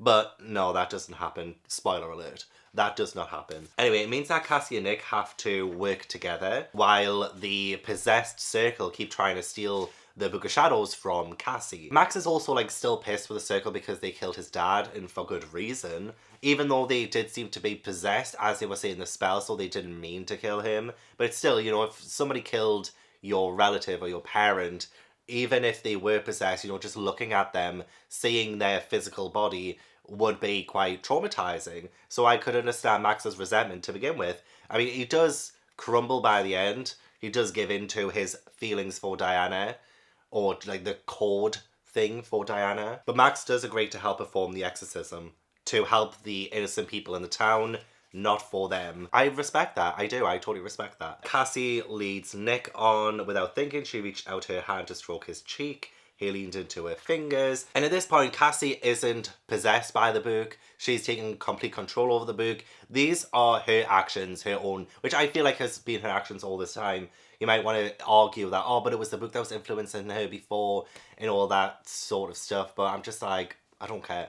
This is Cassi. This is Cassi now as well. Scarlet is trying to appeal to Cassi to join them because they still need a complete circle. So we have the ancestors with Scarlet, but they only have 11 because Nick is with Cassi. So they're trying to get Cassi to go over to them. So, and Scarlet says, it's you who means something to us. And then both of you, this book would just be a bonus. Then Cassi said, don't insult my intelligence. What intelligence? Have I missed something in these 6 books? Because every single time something that Cassi does just comes to her out of nowhere. She has no intelligence, let's be honest. Cassi is falling for Nick because whenever he is getting possessed, or like feels the possession coming through, he remembers things about Cassi to keep that possession at bay, and they were actually proof of his persistent love for her since she'd known him his love. So we're being forced this love narrative between Cassi and Nick in this book, which, again, I just don't agree with. I mean, I would have rooted for them in the beginning had Cassi not cast everything aside for this stupid code love with Adam. But now she's just stringing him along. So I just don't like that. I really don't like that. And again, it leaves Nick with no autonomy. And also, like, I was really excited about this whole thing with the circle being possessed by these evil ancestors. But what do they end up doing? They just go and trash the school. Like, they're just going to school like normal and just trashing it. They're just causing mischief. I'm like, these are 300, 400-year-old ancestors, evil spirits, and what they do with their bodies is go to school? Can you not think of something a little bit more evil? This is the thing, like, we have so many evil characters in the Secret Circle series, and I don't think anyone's really been that evil. The Hunters, yes, because they did actually kill people, but a lot of the Fours just seem to, like, forget that they are supposed to be evil. Instead, they're just, like, either mean or petty or cause a mischief like these 400-year-old ancestors. Like, come on. If you want to take over the world, you don't go to fucking high school. Literally, yeah, they're just wrecking the school. It's the best storyline that Aubrey Clark can come up with for these possessed circle members. We find out that Hunters have their own version of a Book of Shadows. Yeah, see, this is another example of Cassi just letting things come to her. She is sort of cornered by, like, Diana, Faye, and Adam. And then we have this paragraph. Suddenly Adam, Faye, and Diana all covered their ears with their hands. They wailed. Whatever spell had come to Cassi hit the spirits like a screeching alarm. So whatever spell had come to Cassi, again, it just came to her. It just came to her. She doesn't have the intelligence to be able to come up with a plan and counter-attack because it just comes to her. She doesn't even need to lift a finger. And part of me respects that because I'm like, well, I mean, if that just happens, then more power to you. Why don't you lean into that? Because I know I would. But as a protagonist of a 6-book series, you gotta have to pull your weight. And Cassi hasn't pulled her weight in terms of thinking about things. Her and Nick watch a romantic comedy. Nick is rubbing his fingers up and down Cassi's arms. You know how I feel about you too, Cassi said. Nick shook his head. Not really. Yeah, Cassi, you've been so confusing this entire time. Not just in this book, but in the entire series. Nobody knows how you really feel about Nick because you just confuse everyone. Nick understands the spell when he's more possessed by the demon, so they have a plan that they're going to let the demon take over him just for a few minutes so that he can decipher the spell. But I'm just like, really, would the demon inside him, or like even the ancestor inside him, agree to that plan? Because once he's taken over, he can just go. He can just leave. Like, why would he stay and decipher a spell that's going to get him out of that body? You know, it's that part didn't make sense at all. They realise they need Scarlet's dark magic in order to perform the exorcism. And Cassi goes up to Scarlet and says, I'll trade you Black John's Book of Shadows in exchange for your help in exercising the circle. And Scarlet seems to go with it. Because she says, we need to go to the point of origin, which is where the spirits rose from, which would be the cemetery. So, yeah, Scarlet agrees to this plan, but we all know from experience that it's not going to go Cassi's way. Cassi is obviously putting herself in a trap. We have more Nick and Cassi action. Cassi could see the love in his eyes, but what could she do? Adam was her soulmate. Again, like, if you have genuine, true feelings and natural feelings for someone in terms of love, and you're, like, not pursuing that because you have this obligation to a destiny, to a code, then that's on you. It's just a plot device at that point, forcing them to stay together. So they get all the circle together, thinking that they're going to bind them, but then Scarlet has double-crossed Cassi again, and realised that, yes, she has depossessed the circle, but she's unleashed these spirits to actually rise again. So we do have, I feel like they're zombies. It doesn't exactly specify that, but we do have the figures of Cassi's long-dead ancestors grew nearer, and I think they've just, like, risen from the ground. This is the thing, it just does not explain that very well. So now the ancestors have their own bodies, which honestly, to me, feels like if they're in rotting corpses, how is that better than being in the circle? I just don't understand. Okay, so Max easily forgives Diana for what happened with his dad, because he looks at her and the goodness and purity that shone back at him from Dainya was undeniable. The goodness and purity. Max took another careful step forward and slightly opened his arms. Dainya nearly collapsed into his embrace. Like, honestly, the resolutions of a lot of the drama that happens in this is just, like, not healthy. It makes me sick, it does, because I just think that was just too easily resolved. Even though she was kind of possessed as the spell was happening, just seeing her face, her body and everything as one of the people who killed his dad, and now he's an orphan, I'm just like, oh, the spirits are just vandalizing New Salem, and both circles need a 12th member. Our side are trying to get Scarlet, and Scarlet's side's trying to get Cassi. But they end up convincing Faye to join. And it doesn't look like Faye might be betraying the circle to begin with, but because no one gives Faye any credit, they assume that she's double-crossed the circle, even though she's did this oath to the circle, she'll never hurt them, she'll never harm them. It was obvious from the off that Faye would be doing this for the circle, for her family, but because, like, people think, oh, she hasn't had any character development since the start, and again, I'm not a big fan of Faye because of what she's done in the past, it still undermines her character, the fact that the other characters can't see her character growth. So, like, that was just a little bit of a kick in the face for, I guess, the relationship and the connection between the circle members. Randomly, in one of the classes, because again, they're still going to school, in one of the classes, they talked about the bubonic plague. Fancy that, what a coincidence. Cassie's asking questions and she says the first recorded epidemic was as far back as the 6th century, Justin the First, commonly known as Justinian the Great. It was his empire that kind of started it. And now Cassi thinks Justinian the Great is the man responsible not only for the Black Death, but for her bloodline being cursed. So again, we have this, like, really convenient way of forcing that bubonic plague storyline into this, making it seem like, yeah, all of these connections are together and they make sense when they don't. But the fact that the only reason why she knows this is because she asked a question in class. And while it could be argued that, yeah, that's actually a great way to find out that Justinian the Great is the first person who started the curse of the Black family or whatever. One, it's really convenient, and two, it makes no sense of how we got to this point when this is the first time we've ever really heard about this person. Your father was the source, Cassi. His drive for eternal life lives on in them. It's their quest now. And they are trying now, the ancestors, to perform an eternal life spell. They need a bound circle and it has to be done beneath a full moon, of course. So that's when Faye got involved. And Faye, she was actually acting like a mole, like a spy, to find out what their plans were. And actually, before all of that, there is another dance. And the ancestors have everyone in this, like, historical society whole thing. And it's just the way that the ancestors talk to the circle. It's like they're teenagers. It's like, why are we... This is just awful. Like, so they're looking at Cassi and they're like, all of these innocent people are about to die. And then Alice says, wouldn't you rather be on our side than theirs? Cassi says no. Then Alice is like, our side is going to win. I'm just like, why are these 400-year-old ancestors talking like teenagers, like they're about to, I don't know, have a race or something, and not the fact that they're going to bring about the end of the world? So our side's gonna win. It's like, can you be any more childish? Act like 400-year-old ancestors. What is this petty behaviour? The way Cassi handles Nick again pisses me off because she confronts him and says, what was building between us, Cassi said softly, while Adam was gone. I think it was comforting, but that doesn't mean then she's cut off. She would be lying if she said that what she felt for him was equally as strong or the same. So she really does love him. Like, she really has genuine feelings towards Nick, but yet she is trying to be, you know, loyal to Adam, which I can respect. But I don't understand what the author was going for by forcing Cassi and Nick in this final book and showing how natural their love for one another is, while Cassi is trying to be loyal to this stupid destiny plot device to Adam. Here is the real natural love we've been building towards. However, we aren't going to go that route because we've had this manufactured love all along. So I just don't understand what the author's point in all of this was, other than to show us that the Cassi and Adam love is a sham.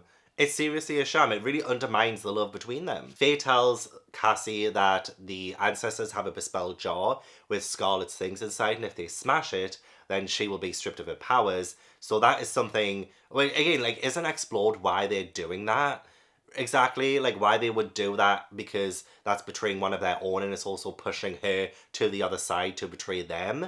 Again, like, that wasn't explained at all.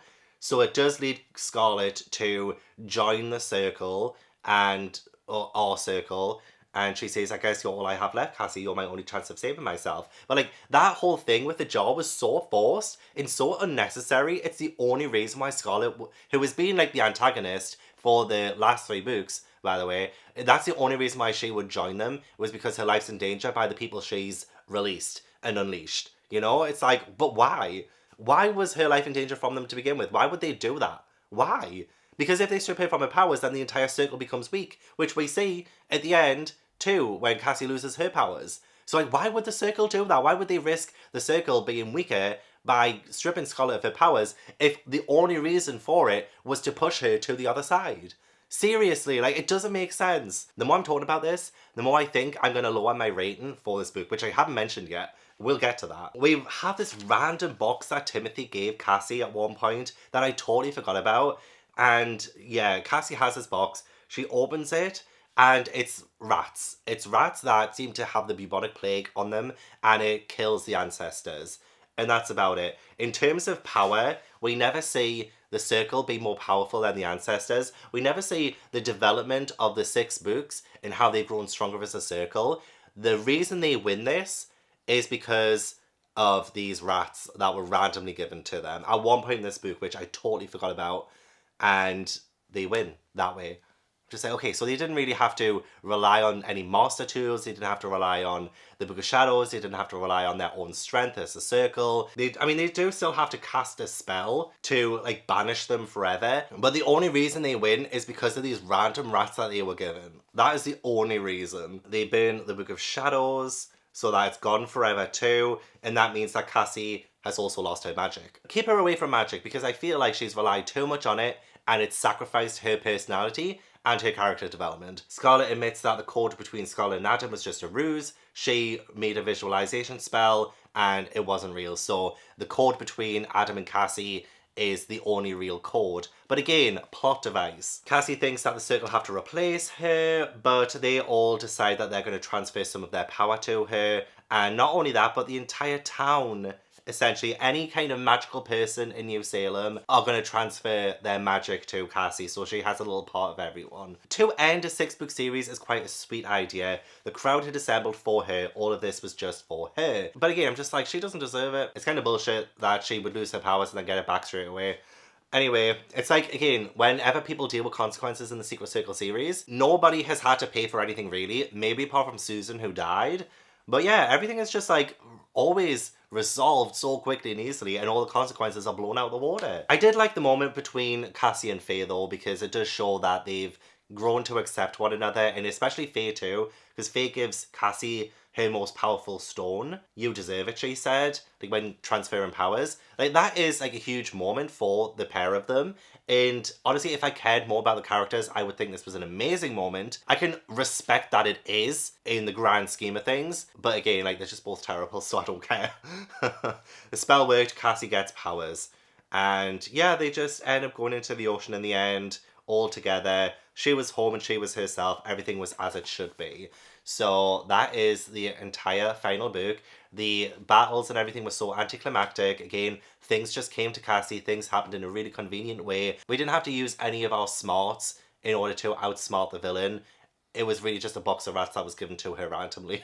We had the huge plot of Cassi and Nick and their natural love for one another versus the fake code love between Adam and Cassi. So overall, I would give this book a 1.5. I do think it was a step down from the previous book, which had so much potential for what was to come. Aubrey Clark had the idea, like the amazing idea of having the circle possessed by these ancestors. They could have caused a proper havoc in New Salem, but instead they decided to like vandalize things and trash schools. Like, come on. She could have explored love and natural love a lot better than she did. But again, because Cassi ends up with Adam based on that stupid code, I just feel like the whole thing was manufactured and forced down our throats. Barely any development for anybody else.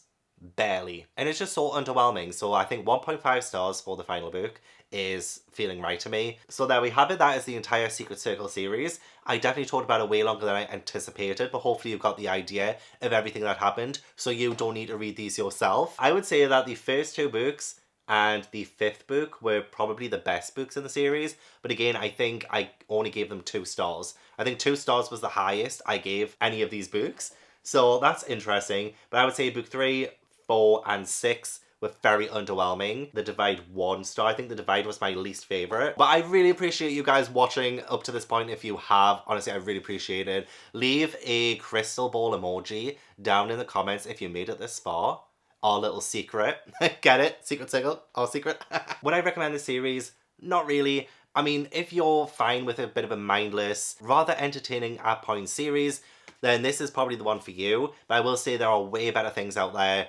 And I just think me and LJ Smith, we don't get along. And me and Aubrey Clark definitely do not get along. Saying that though, I'm sure LJ Smith and Aubrey Clark are lovely people. I'm just criticising their books because I'm a book reviewer and I want to be honest about it, okay? I mean, at least they gave me something to talk about for however long this vlog ends up being. I think it's 5 hours in raw footage, so they gave me something to talk about. They sure did. But that is the end of the video. Thank you so much for watching. I really appreciate it. Don't forget to leave this video a like if you enjoyed it and subscribe if you haven't already. Leave all your comments down below. Let me know your thoughts on this video.